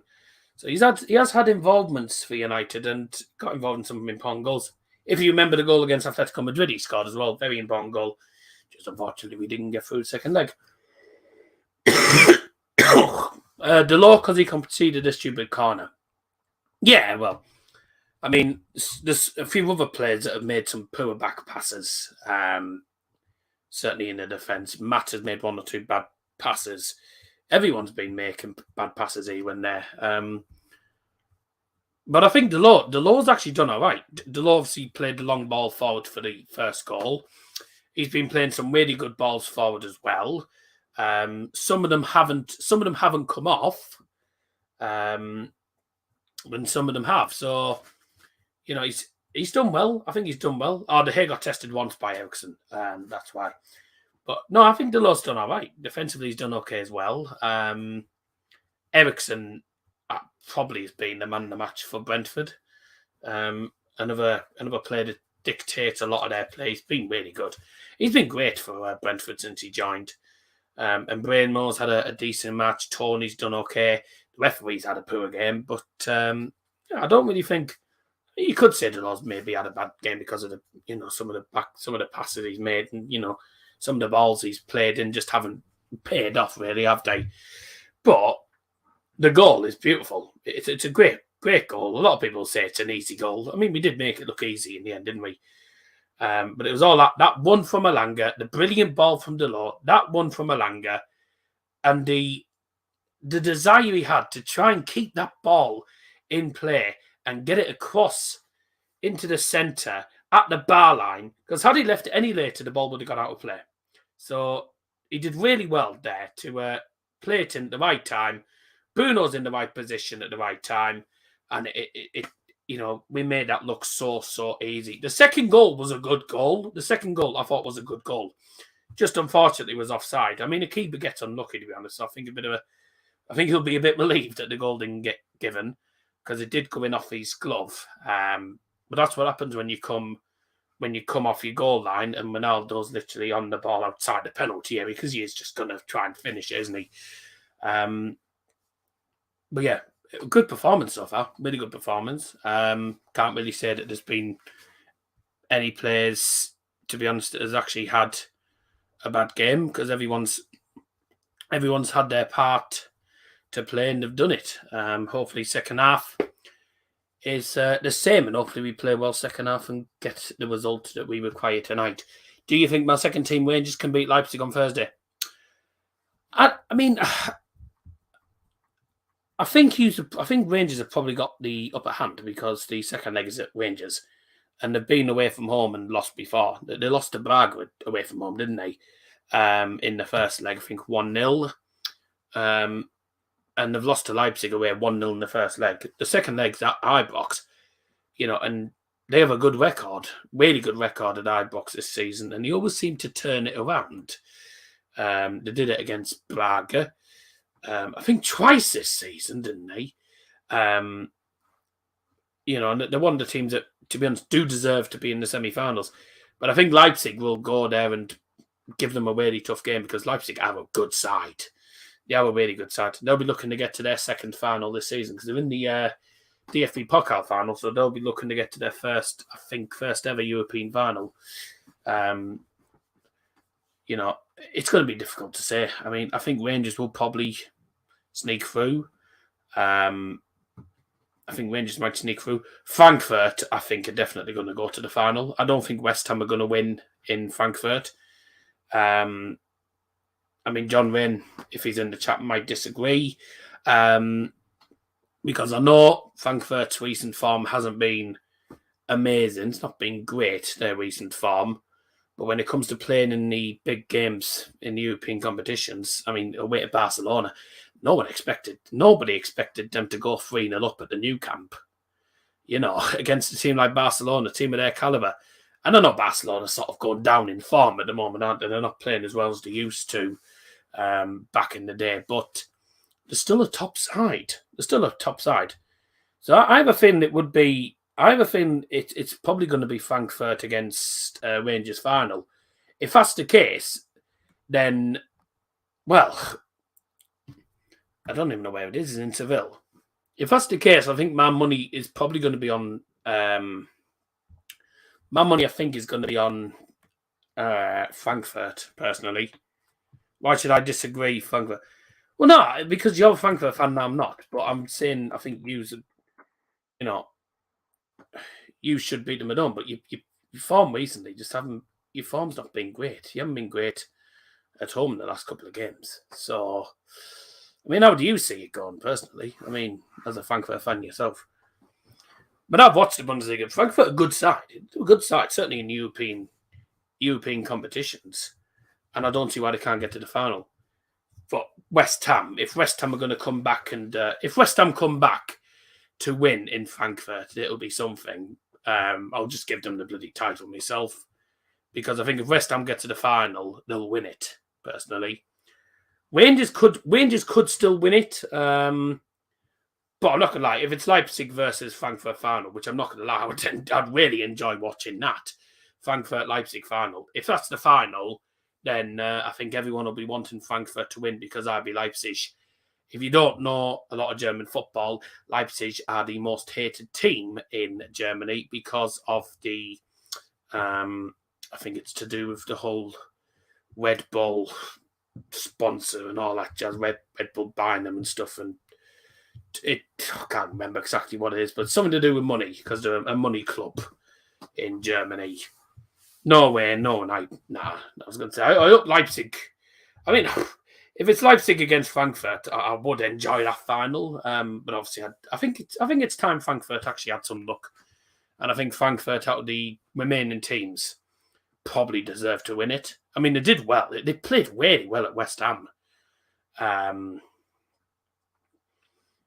can they keep it up against West Ham in the second leg? They were at home as well, in front of what will be a sellout crowd at the whatever you call it again. Is it Waldstadion you call it, or as everyone else says, the Deutsche Bank Park or something, whatever it is. What's worse, Leipzig or MK Dons? With regards to money, probably Leipzig, but Leipzig are way better than MK Dons any day of the week. So it depends what you're actually asking exactly, because you're saying what's worse, Leipzig or MK Dons. You know, you're saying what's worse, Leipzig and MK Dons, but are you on about money-wise, or, you know? Welcome, Kojak, by the way. Welcome, Steve. Thanks for joining me. Waldstadion. I'm pretty sure that's what John Wayne said it was. But I don't know why, people call it Waldstadion, and then all the commentators and on the apps that I look at the scores on, it says Deutsche Bank Park every single time. But, whatever, you know. They're just showing the disallowed goal again. It was a lovely long ball to Mata down the line. Then Ronaldo just finishes it expertly. Does go in off the keeper, man. But I mean, it's tight. But if the lines show that Ronaldo is 1 yard offside, then he's offside. So, you know, and looking at the lines, it's the correct decision. So it's 1-0 to United at halftime. If you just joined, goal from Bruno Fernandes, whatever you want to call him, because bloody Derek Way calls him Bruno Fernandes. Goal from Bruno Fernandes in the first 10 minutes, giving United a lead, and a well-deserved lead as well, going into the second half. Brentford are just coming back onto the field, and they'll be joined by United. It's like when they call Hartlepool Stadium the Suit Direct Stadium, but everyone knows it is Victoria Park. That's all down to different sponsors, because Suit Direct, I think it is, are now sponsors of Hartlepool United, so their stadium is now sponsored by them. You know, but a lot of people do know it as Victoria Park, because that's the old-fashioned name, isn't it? United plays back out into the field then. Oh, here we go.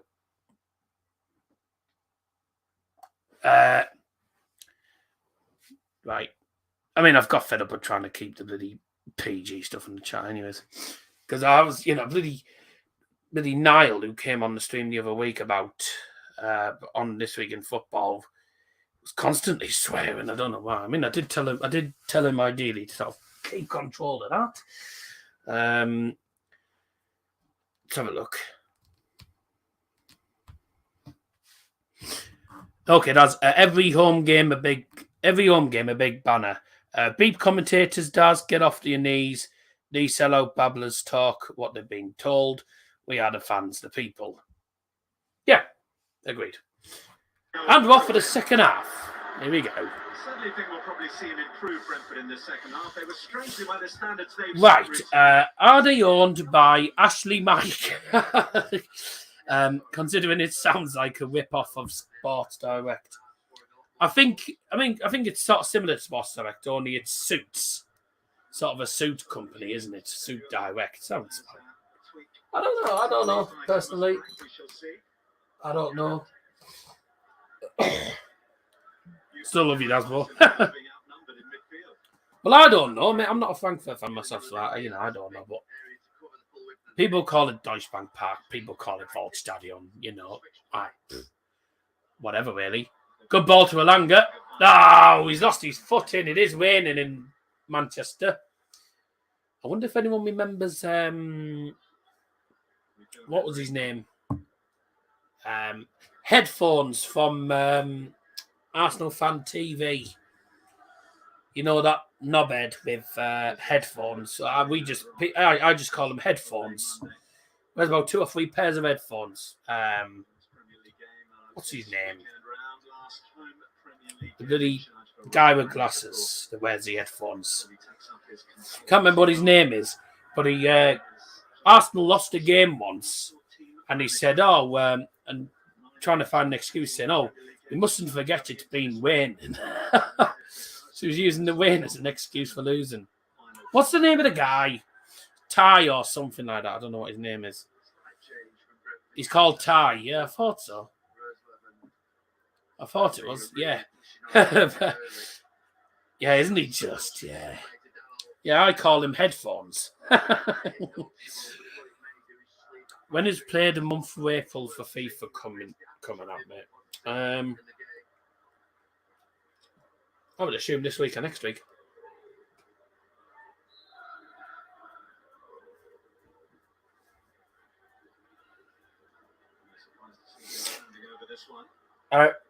Free kick for Brentford, left-hand side. It's miles out. It's about 35 yards at least in front of the Alex Ferguson stand. It's swung into the far post. Way by! Great. What a great shot that was by Ivan Toney at the far post. Free open as well. Just ghosts in to the right-hand side. No one picks him up, but it's a terrible shot.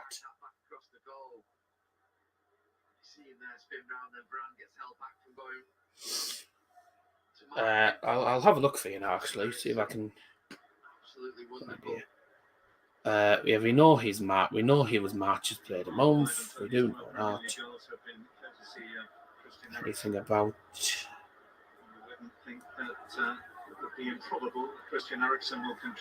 Catterick Reds. I swear, Catterick's in Durham. Yeah, no, Catterick is Northallerton way. But I think it's someone's surname, Catterick.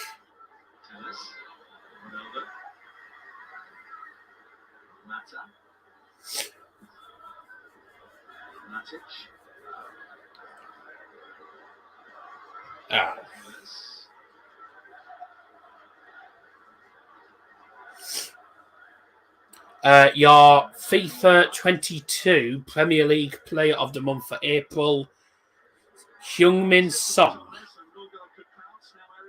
It's Heung-min Son, apparently. Well done, Delors. Into the box. Delors! Oh, he's hit the bar. Oh, that's unlucky. He's deserved something as well in this game. He's played well. Offside flag up though. Come on, boys. Heung-min Son. No, Ronaldo's just slightly offside. Is he left mid card, left wing? I don't know. I haven't seen card. That's unlucky. That's a great save by David Weyer. It does hit him and then hit the bar. But there you go. Delors combining with Ronaldo there, and nearly getting themselves a goal there, but offside. But he couldn't do that if he tried. Yep.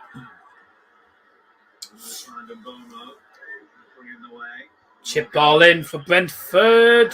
Goal kick.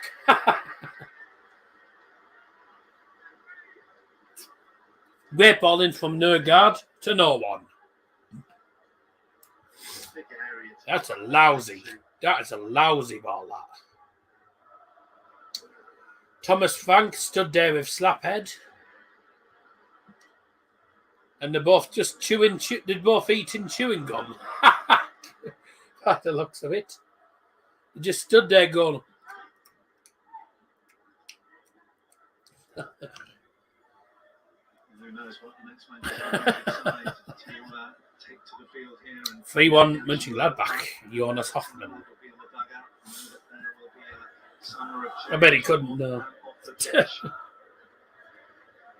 moves to the departures. 50 minutes in, still 1-0 United. Scouting. Could have been 2, but offside. Not quite a page one rewrite here, but it's not far off.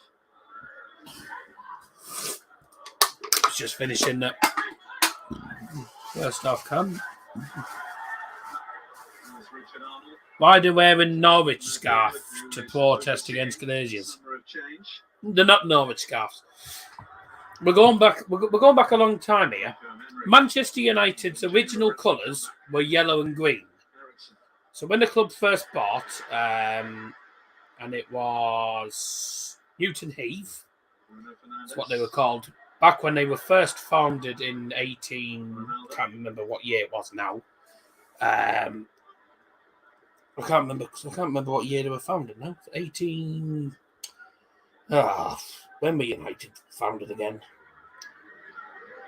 I can't exactly remember what year it was now.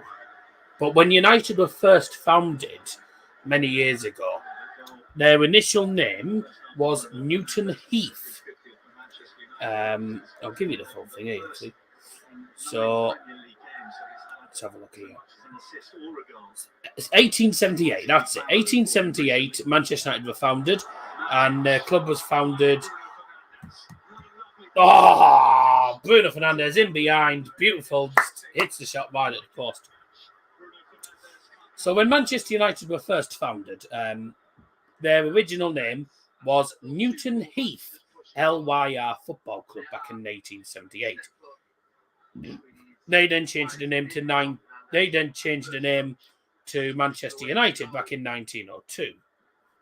It's not song because it goes on to say FIFA 17.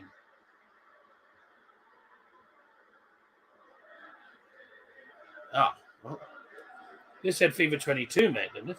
They said FIFA 22.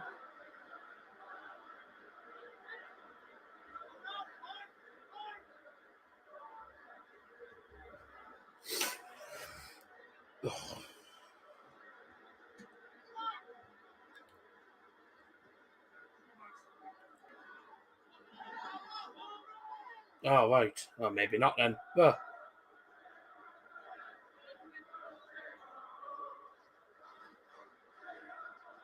Ericsson.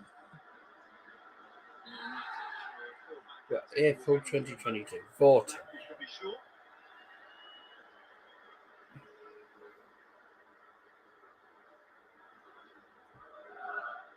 It's been so good, Ericsson.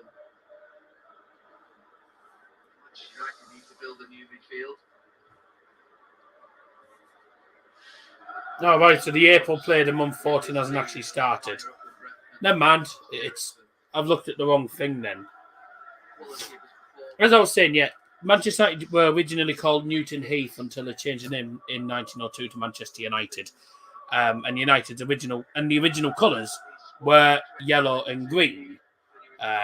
Hence why when people protest against the Glaciers,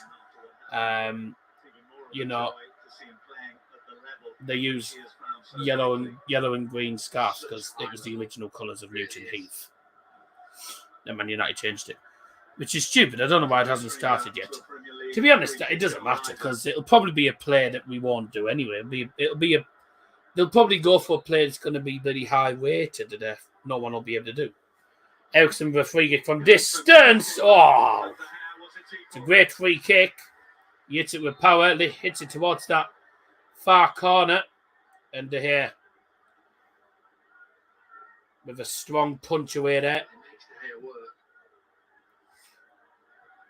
I mean, De Gea doesn't see it till late.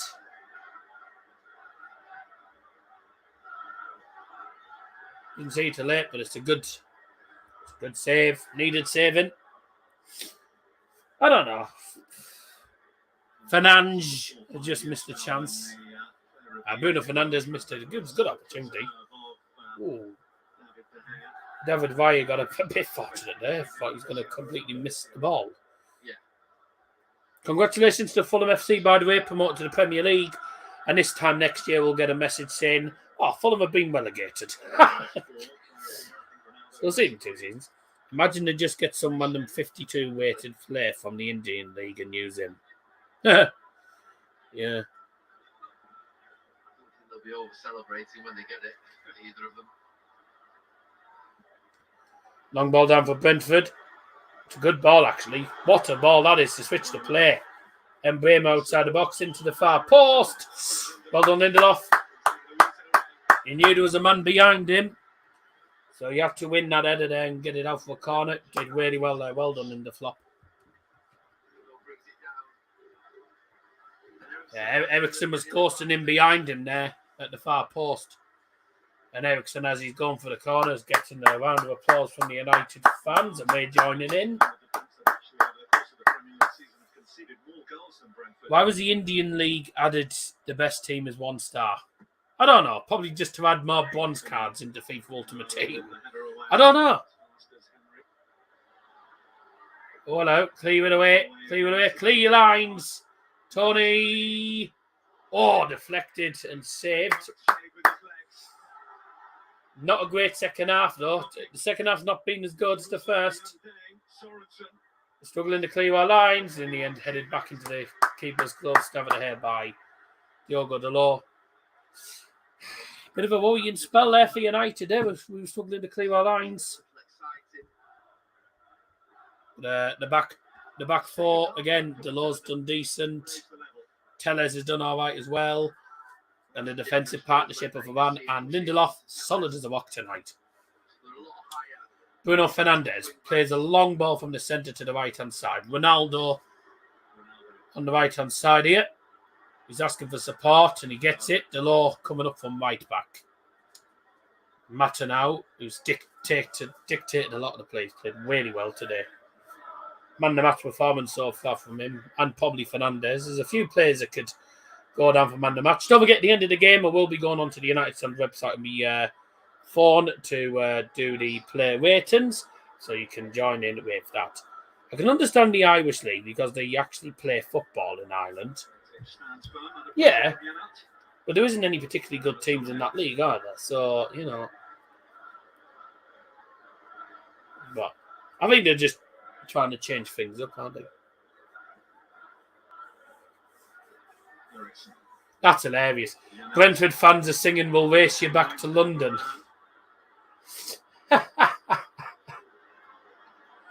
is hilarious. "We'll race you back to London." Not all United fans live in London, you know.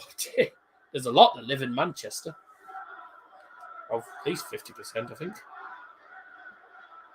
And half of Man City's fans are abroad. I suppose when you got big clubs, you know, when you're a fan of big clubs, you have a very big fan base.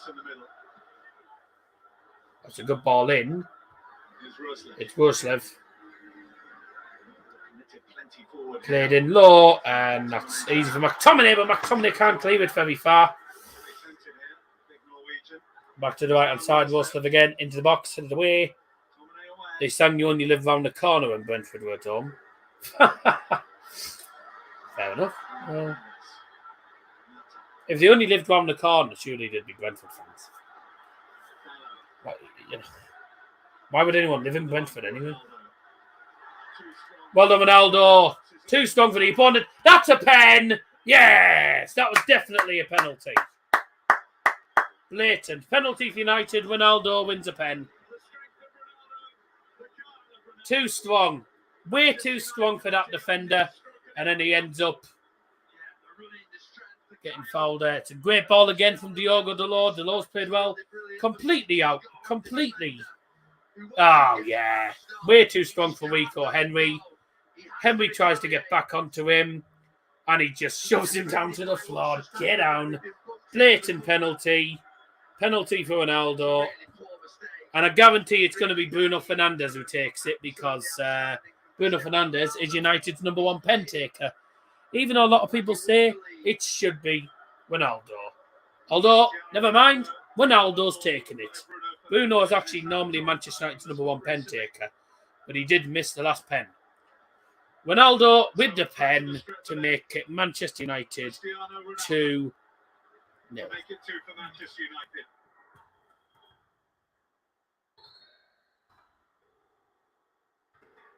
United. Sends the keeper the wrong way. Beautiful penalty. 2.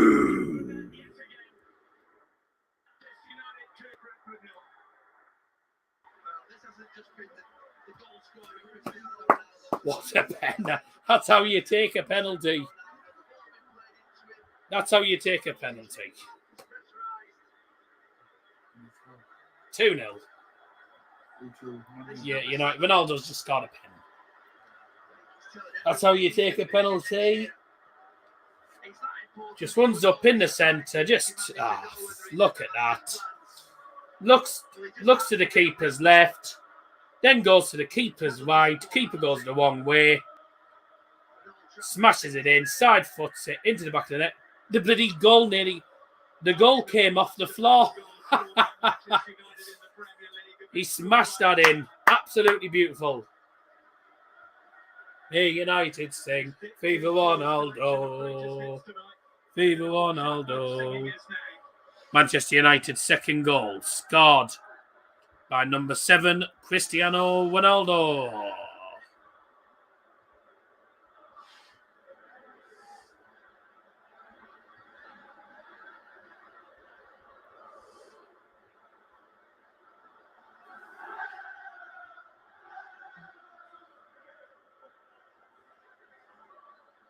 That's a good ball through, you know that. To Orslev in the box. Header. De Gea should get that. Yes. Good pen. Really good penalty. That is how you score a pen. Look one way. Bang. I don't know if you saw the goal came off the floor as well. And then he broke the goal. Dear me. Lovely touch from Mata. Just about getting ahead of the defender. Ronaldo to Mata. Just come up on the United app saying, the United app's just come up easy. Penalty given for United. Who's going to take it? It's already gone in the net. I said keep Ronaldinho on pens. Ronaldinho. It's Ronaldo, mate. Ronaldinho. Ronaldinho doesn't play football anymore. Ronaldo's going to say Ronaldinho. Yeah. I was going to say Ronaldinho's in prison. I think he meant Ronaldo, but he just typed Ronaldinho by accident.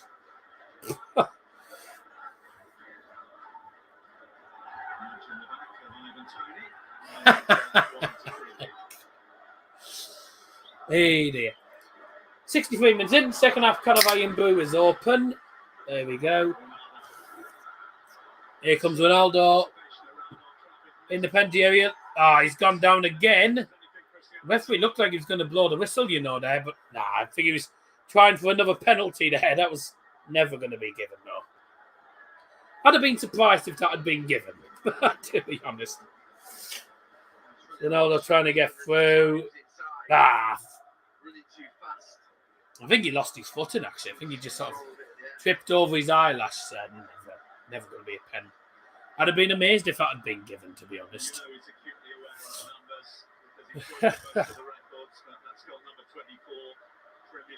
18 Premier League goals this season for Manchester United for Cristiano Ronaldo.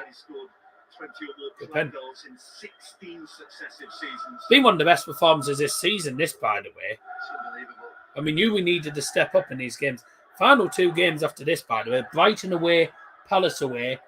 2 away games. We don't have a great record at the Amex. We don't have a great record there. And Palace is sometimes a bit of a tough ground to go to as well. So these final 2 games, we're going to have to put in good performances. Play like we are today against Brighton and Palace, and we're beating them. Brighton are on good form as well.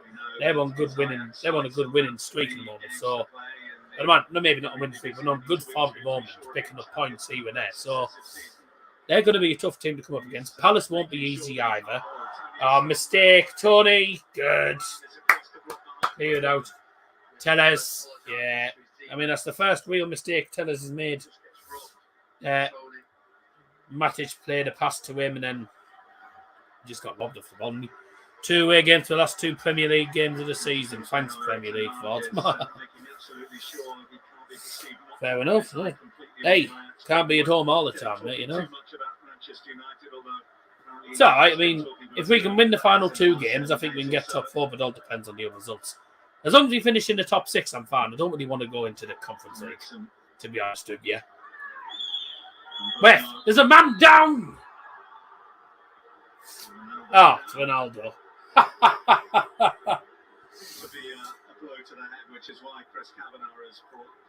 What's happened? You got caught in the nose? Yeah, he just gets caught in the near post. You got the Norwich next season. Bob, I have, yeah. Hopefully we can get some points against you this time. Let's look at Norgard. Ouch! Oh, he's led in with his arm, hasn't he, there? Elbowed him in the face. Oof. I don't know there. There's a man down. Oh, it's Ronaldo. Next season you should make predictions. Do predictions for games and do a league table of who does best. What you mean make a predictions league? I would, but I'd never be able to keep up with it because I have a busy life. I wouldn't be able to keep up with it. In the box. Claims a handball. Shove your handball claims up your backside. Brentford trying to get a pen now. Brentford is still playing well despite being 2-0 down. We do not mention Wembley. Famous man next season need to bring match previews back. Nah. Match previews are pretty pointless. Really got to the point where I can't be bothered with them anymore.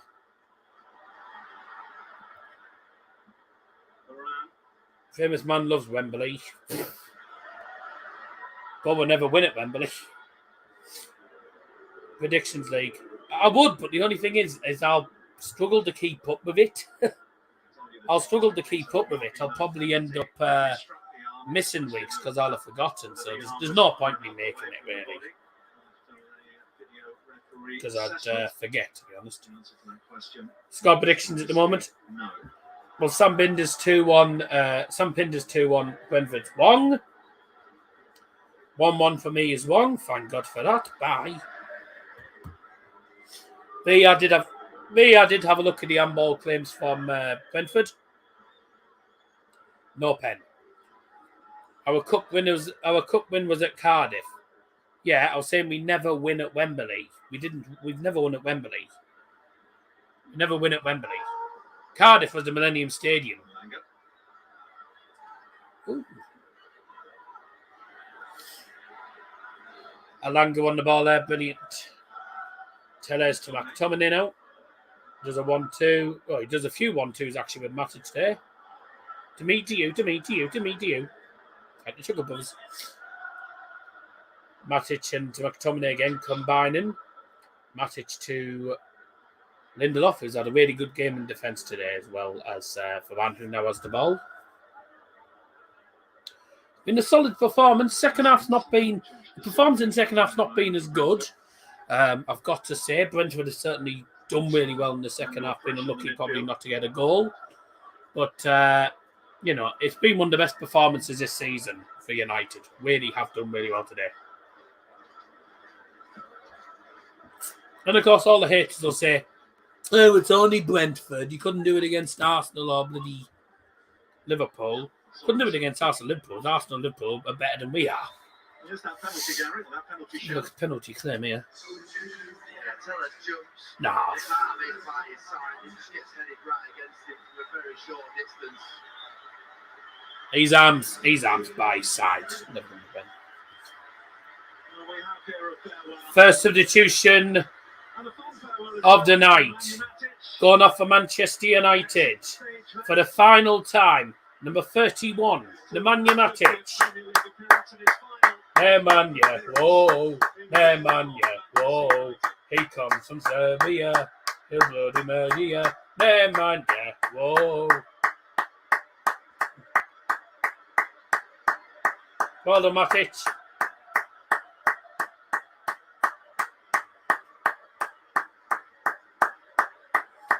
And coming onto the pitch for United, number 17, Fred. There you go.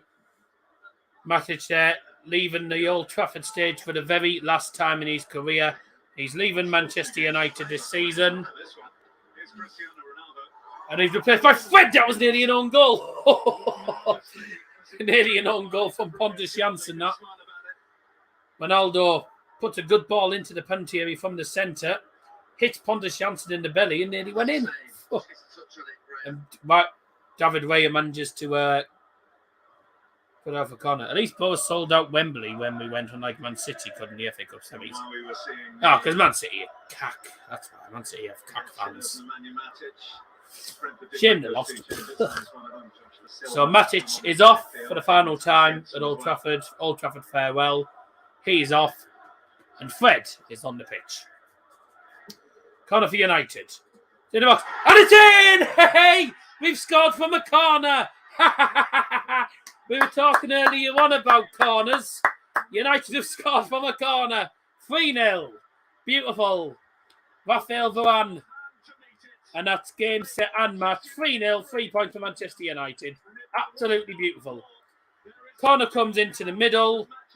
Varane, I don't know whether, I think Varane's volleyed it in maybe. It volleyed, I don't know what happened actually.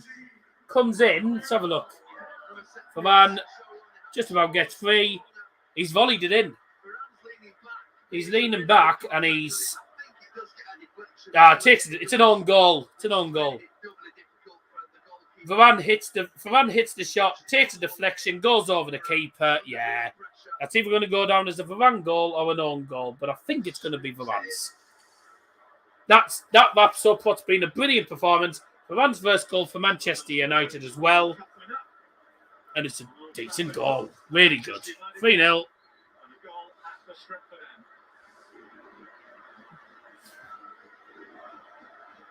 Walk out on 73, Glaciers out. Oh, Lord. You're winning 3-0. Oh, man. We're winning 3-0. We're all happy. And then the protest against the Glaciers, people are saying walk out in the 73rd minute. After 17 minutes, oh, Lord. Right, what? To be flocking to the exits as I bring my neck and look around. Well, it's fair to say barely anyone's left the stadium. I mean, the yellow and green pyros. I said about yellow and green, didn't I? Because the original colours of Newton Heath and the fans where the pyros are in the Stretford end are all heading out, but whatever. Okay, see you later. I'm staying here watching this. Substitution for Manchester United. Replacing number 36, Anthony Elanga, and number 8, Juan Mata. Well played, lads.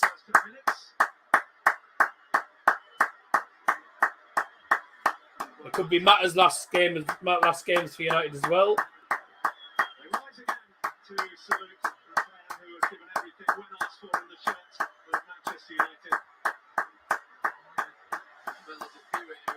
They're replaced by number 4, Phil Jones, and number 21, Edinson Cavani.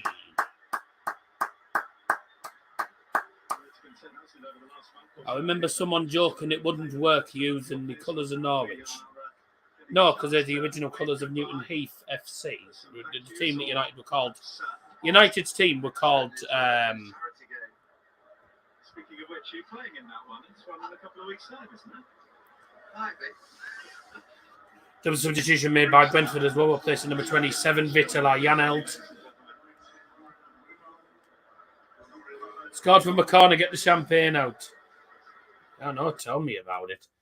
Double substitution for Brentford, replacing number 27, Vitola Janelt. And number 6, Norgard, is number 10, Jay De Silva. And number 8, Jensen.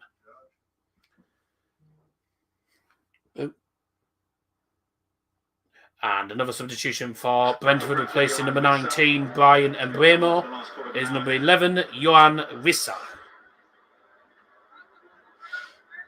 So 3-0 United. We've scored from a corner. Get the champagne out, as Liam says. Well, there you go. Happy birthday, Liam. That's a good 3 points for you on your 18th. And it only goes downhill for me, yeah? First United goal for Raphael Varane. Third goal for Manchester United. Scored by number 19, Raphael Varane. Goodbye to Liam's 2-0 prediction. And some United fans are heading for the exits. Obviously, with the protest. Fact taking on us a bit. Grant Swindle with 2-1s out as well. Bye. Red seats are appearing, but it's a movement that hasn't really gathered the traction required to really worry the owners just yet. Corner for Brentford. 3-0 United. 3 points. Glaciers out. We have been wanting the Glaciers out for a long time. Never happened though. Hey Liam, happy birthday.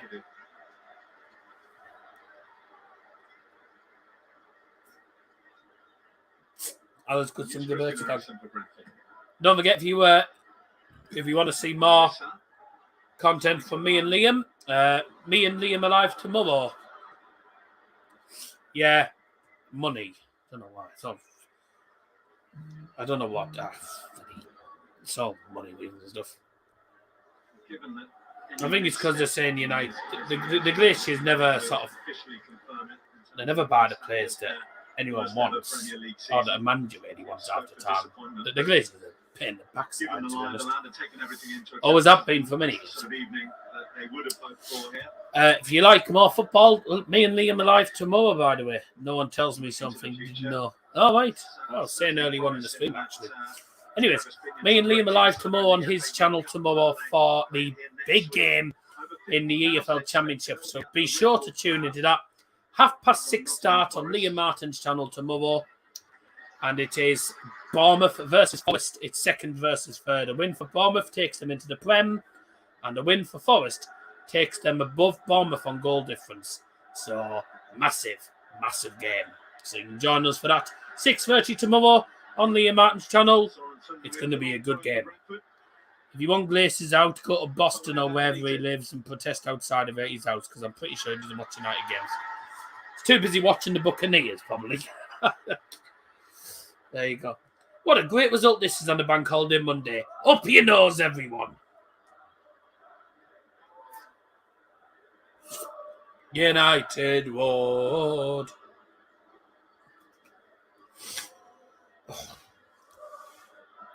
Ericsson with a shot which is deflected. United can get it away. Fred. United have made now 3 substitutions and Brentford have made 3. I believe you're allowed 5, is it now? So I don't know. Anyways, 3-0 United. Comfortable. It's going to be a comfortable final 10 minutes, I think, now. And this is a good result for us in the context of the top 4 race. As the table now stands with United winning 3-0, obviously with goal difference as well. This is how the table stands. Oh, they lost the sound. Bye. I thought I could hear the sound of silence. The table stands. Manchester United will remain 6th tonight. However, Tottenham have 2 games in hand on United. West Ham have a game in hand on United. West Ham played 35, Spurs played 34. United are now closing the gap to 5 points behind Arsenal, who also have 2 games in hand as well. But the win tonight means that if Wolves go Ronaldo to McTominay. Oh, McTominay hit the shot and turn them, man. That means, by the way, if Wolves lose their next game, even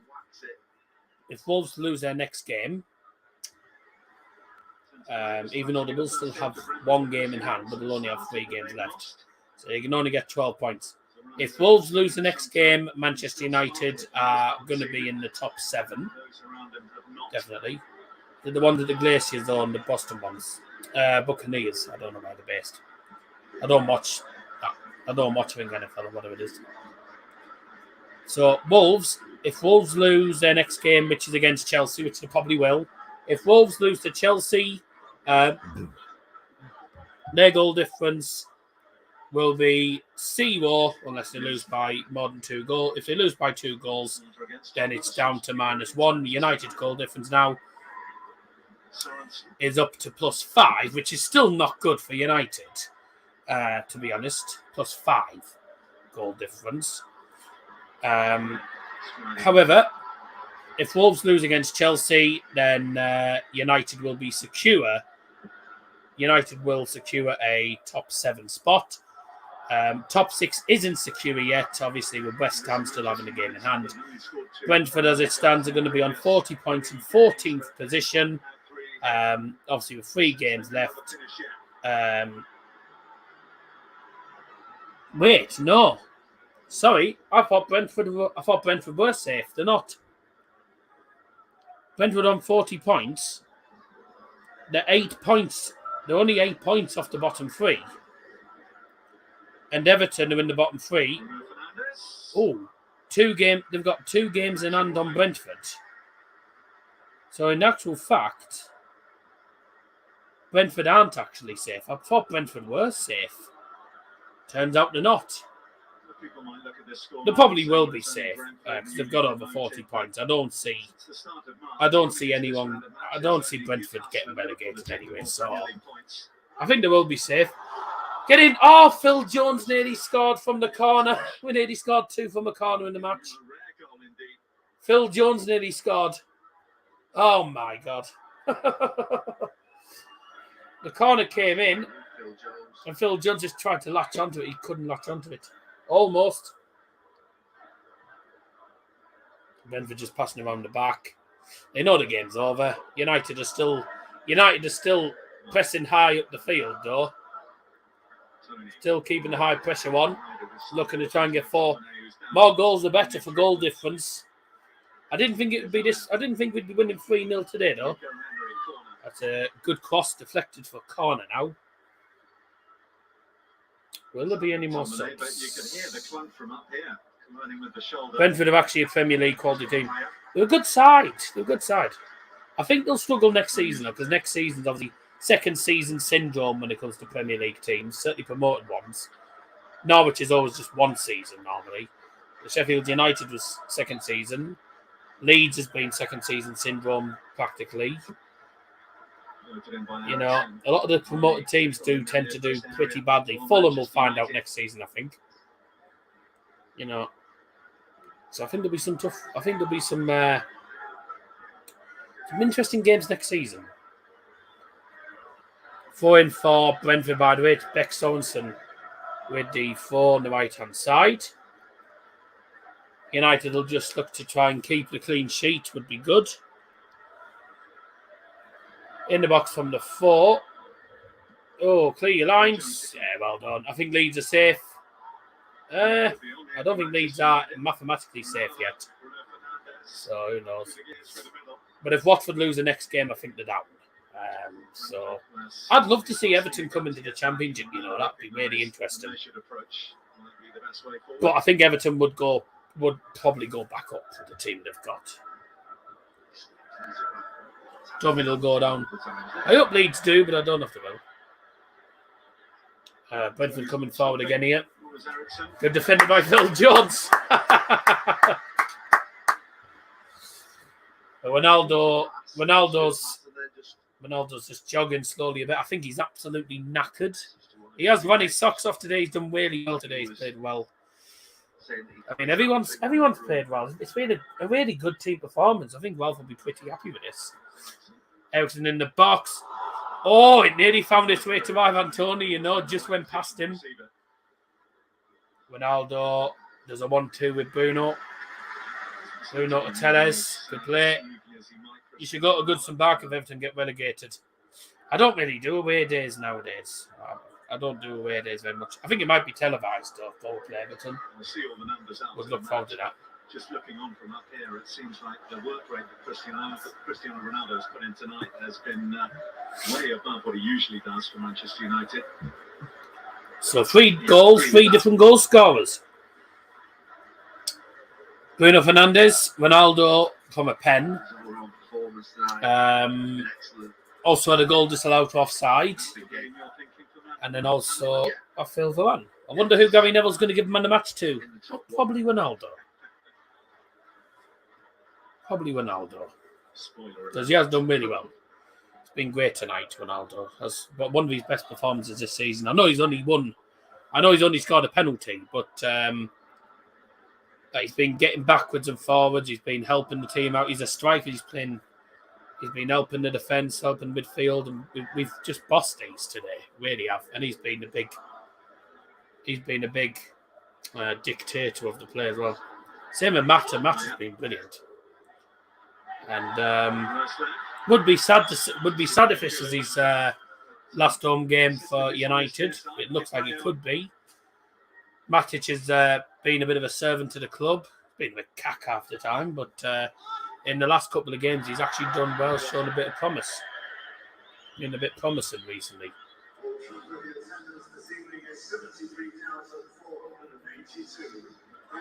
Today's match attendance 73,482.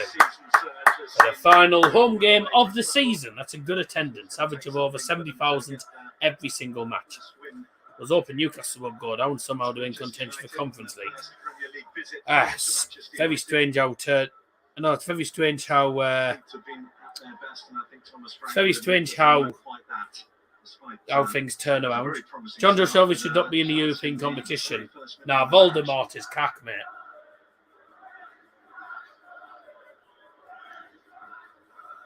Race is back to London. Yes. But if any fans are going to London, they'll go with 3 points and you're going with none. Oh, what a ball. Cavani in behind. He's tried to score an overhead kick. He completely cocked that up, didn't he? It's offside anyway. David Weyer will take this free kick with 2.5 minutes to go. St. Maximin's awful. He's been good for Newcastle, but this season he just hasn't been good. He hasn't been good for Newcastle this season. Then again, Newcastle haven't been good all season, to be honest. They're just starting to pick it up a little bit, but no, they've all been... Newcastle have been cacked this season. Ericsson again, playing well for Brentford today. But it's a comfortable 3-0 win as it stands for United. That's a good ball. The Silva trying to latch onto it. It's going to come out, shot. Takes about 2 deflections and then in the end lands at David De Gea.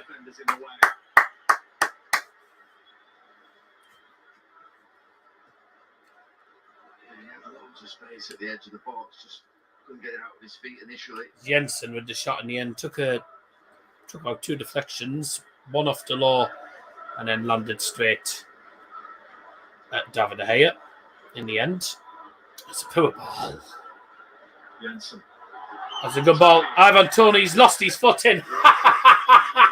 Enjoy your trip, mate. Smiles.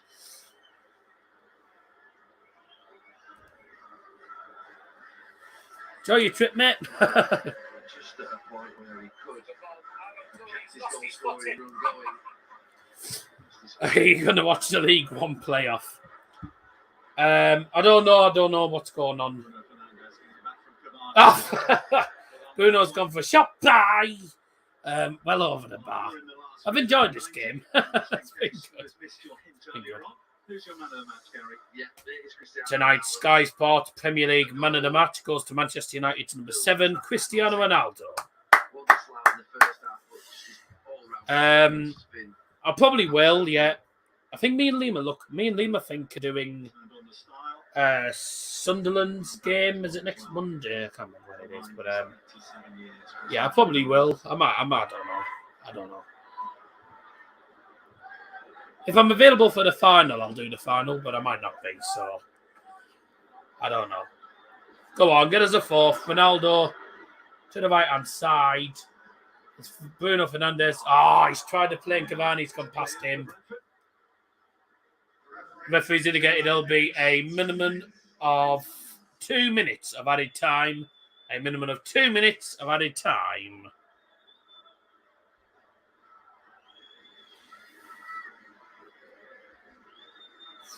Manchester United have made 615 successful passes, which is the most. It's the most in the Premier League game from United this season. Just absolutely magnificent. One's on Thursday night, so clashes with European games and the darts. I'll probably be watching the Europa League. The players will do a tour of the pitch. Oh, not a great ball out from the head. That's throwing. Fred wins the ball back from the foot. Oh, dear God. Bit of a poor challenge there for Ivan Toney. Monday evening in the Manchester rain with trains cancelled and roads clogged. It's not worth staying for that in the minds of many. No. Yeah, that is the case, isn't it? And add to that the fact it's been an abysmal season, an abysmal last 5-6 months. Been a bit of a cack season, hasn't it, really? But good way to finish our home. There's space in between the players. Great end. Great way to finish off the home games. 2 away games coming up for United, Brighton, and then Crystal Palace. Final game of the season, both away from home. 4 points clear of 5th, 9 points from 9 Premier League games coming into this. Full down whistle's going to go in a moment, and we can definitely say well done to United. Brilliant performance, and well done to Scotty B, because he is tonight's predictions winner. So well done to Scotty B. Got tonight's prediction absolutely correct. Yay! Well done.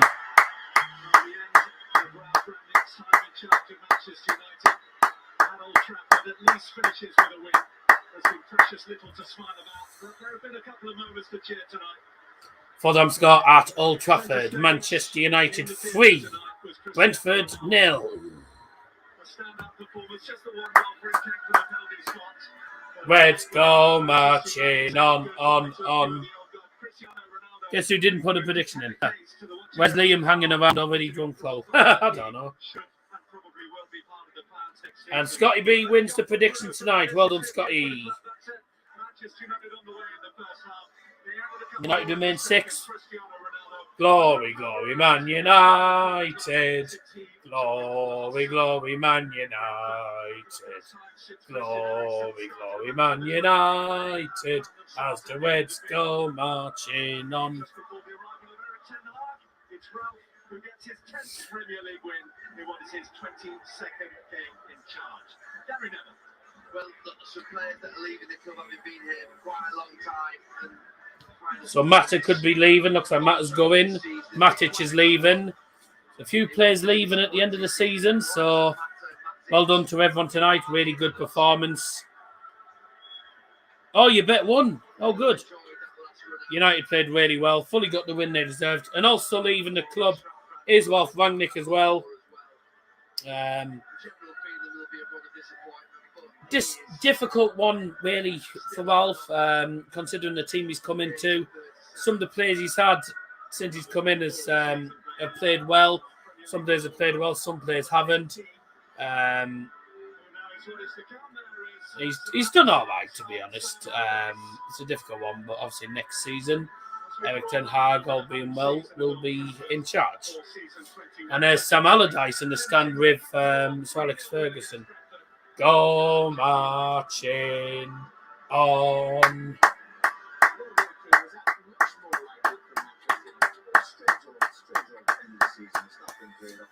Well done, boys. Great performance. So United finished their home games on a high. They will be away to Brighton and then away to Crystal Palace to finish off the season. United 6th in the league, closing the gap. 3 points behind Spurs and now 5 points behind Arsenal, but Arsenal Spurs both have 2 games in hand. And one of them games is Arsenal versus Spurs. So once they've played that, they have 1 game in hand on United. Fair play to the Brentford fans, by the way, that travelled from London as well. Made a lot of noise throughout the game, despite being 3-0 down as well. Go marching into the pub. 70th minute, Brentford only had 7 out of 8 four-ins, but they got 10-11 in the last 20. Good. Fair enough. Fair play then. So what's that? We got your £2.50, eh? thrown the towel in too many big games. United walking around the pitch, The table doesn't matter. What this tells us, I mean, giving the fans a their lap of appreciation. The amount of change, the amount of players. Got a channel 364. That's needed, especially with those 5 or 6 players who are going to be leaving the club. I haven't got a channel called 364. But that's what's needed. I haven't got a channel that's 364, mate. But it's come to this. What channel is it anyway? Oh, what channel is it anyway? Because I'm on iSpot. I don't have a 364, man. Well done, Ronaldo. All right. Well, that's it. Manchester United finish off their home games on a high with a brilliant 3-0 win against Brentford, who played fair. To be fair, Brentford, they played all right. You know, I didn't think they deserved to lose 3-0, but at the end of the day, we had the chances and we took them. They had chances and they just wasted them. It's Clubland TV plays wave music. Oh, right, whatever. I am now going to go on to the United Stand website and we're going to do the player ratings.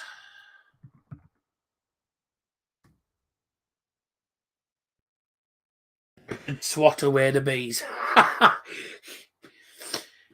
Right.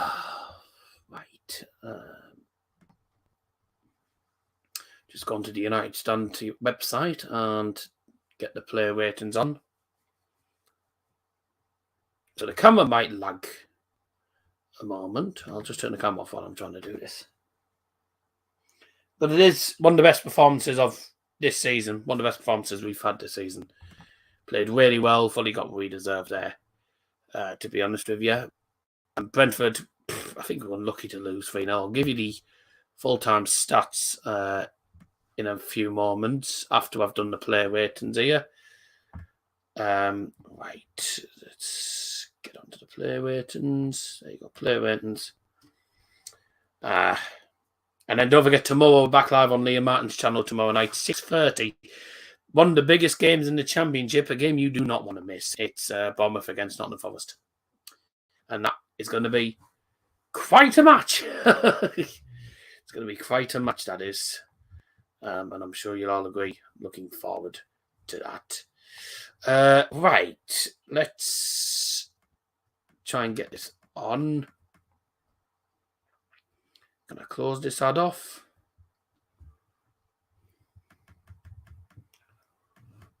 All right, there we go. Let me put share screen. Hang on, let me share the screen. Try and fly through these.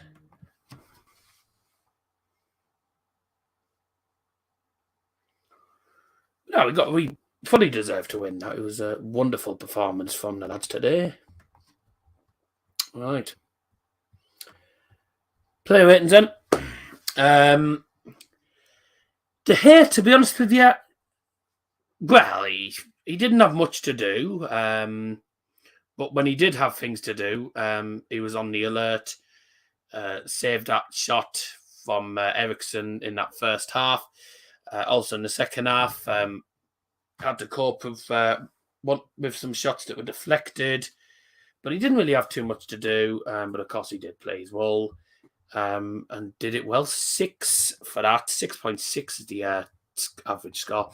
Delors, I'm going to give him a 7. A few people are giving him 6s. Yeah, I mean, I can probably understand why they're giving him 6s because, you know, some of the balls he put into the box, although they were good balls, there were some really good balls he put in the box.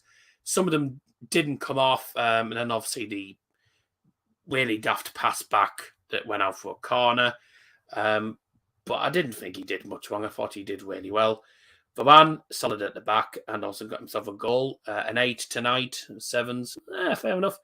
7.3 is a mixture of 7s and 8s. But I thought Varane was brilliant in defence, along with Victor Lindelof, who I'm also going to give.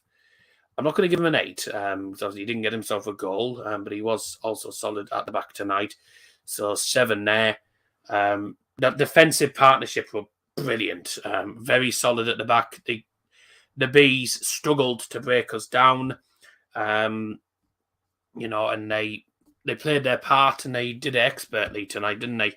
Don't forget, you can get your thoughts in the chat, by the way, as well. If you're heading out, thanks for joining.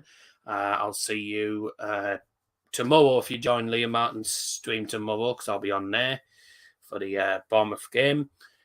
Tellez, I don't know. Tellez, for me, I thought had a decent game.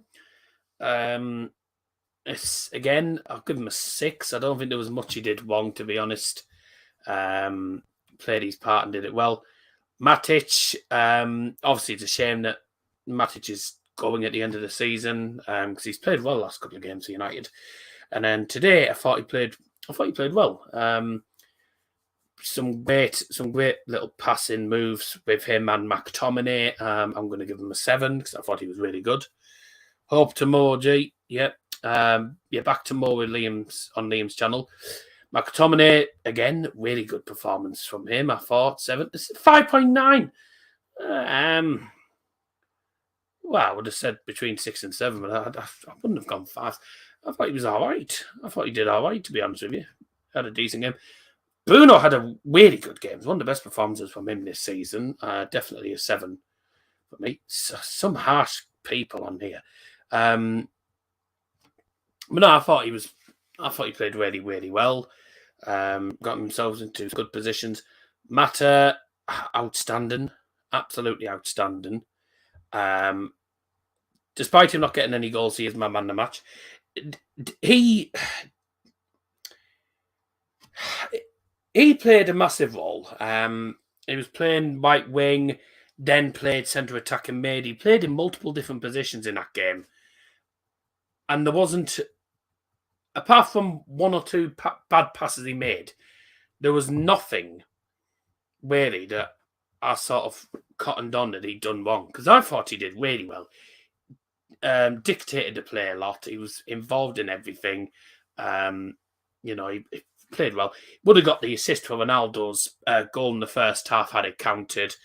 But I thought it was magnificent. And what a way to sign off for United if that is his final Manchester United home game. Elanga, again, he's a magnificent youngster. And he's a player that United, I think, under Ten Hag, can do with because he's a good player. He's a really good player. He makes some really good ones down the wings. He does switch wings half the time. He's normally playing up on the left and he plays on the right sometimes. Well, every time he was on the ball, causing problems with him. And also got himself an assist. But I'll give him a 7 there. Can't really say he did much wrong. Ronaldo, I wonder if Ronaldo's going to get man of the match because it was an outstanding performance. He's not getting my man of the match though. Because I thought Matt was superb. Ronaldo scored a penalty, and it was a good pen. He did obviously do well to win the pen as well. Absolutely outmuscled Rico Henry, was far too strong for him. Won the penalty, scored it expertly. He probably could have had at least 2 or 3 goals tonight if the offside didn't go against him. But I thought he was excellent, and his work rate was good, really, really good.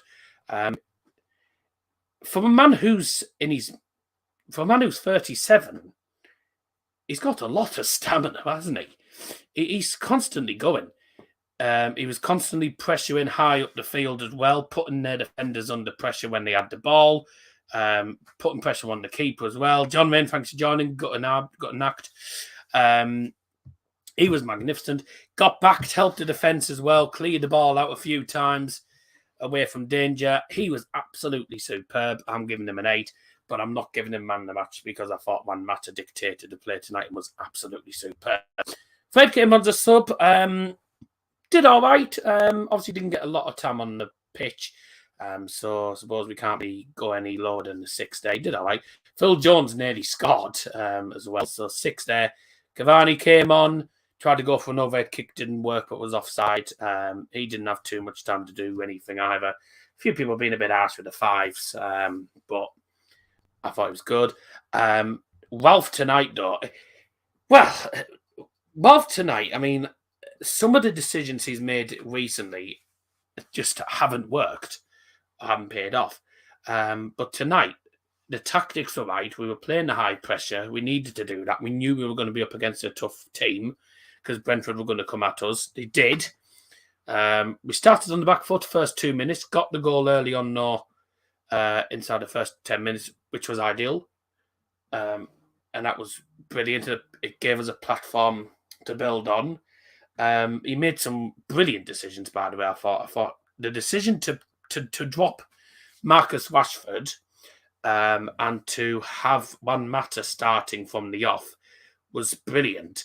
I mean, we could have done with if Juan Mata was playing. Juan Mata was actually playing mostly as a centre attacking mid, even though he was his right wing. So he was originally starting as a right wing, but then drifted into different positions. He was magnificent. He got the tactics right. The subs that came on, yeah, they didn't have too much time to make a bit of an impact, but the likes of Jones made an impact, cleared the ball out away, and I thought overall we were really, really good. And a 3-0 win. Actually, I'm going to put it up to 7. I'm not going to put it up to 6. I'm going to put it up to 7. Great way to end off the season at home. Ronaldo will get man of the match, I would assume. Mata! Hey, Mata's got 51% of the votes. Hey, that's... there you go. Mata's got 51% of the votes. Probably because all the Ronaldo fanboys haven't voted yet. But they are my player ratings. And I mean, you know, one or two people might think I'm being a bit generous or I'm being a bit harsh. But at the end of the day, you can all have your own opinions. But I think they were practically spot on. I thought we were magnificent today. The performance was good. The intensity was good. We had a lot of desire. Certainly Elanga was superb. Mata, man of the match, absolutely magnificent. Matic also, it's a shame he's signing off, but he's played well. And Rangnick's final home game as Manchester United manager is a 3-0 win against Brentford. And a good one as well. Really good result. Very happy with that. On to Brighton and Palace as we try and get into the top 4. Don't think we're going to get top 4, but the top 6 is still definitely on. And if Wolves do not win their next game against Chelsea, well, if they lose against Chelsea, then United are guaranteed European football next season. So, good result, brilliant performance, and on to the next game. Join me tomorrow on Mr. Liam Martin's channel, whilst we'll be covering the match between... We will be covering tomorrow's match between Bournemouth and Nottingham Forest, a big game in the EFL Championship. Bournemouth currently second in the league. If they win, they are promoted to the Premier League. If Forest win, they leapfrog Bournemouth on goal difference and will be second in the league going into the final game of the season on Saturday. So, big game. You don't want to miss it. Join us tomorrow from 6:30 on Liam's channel for that game. I'll see you then. Bye!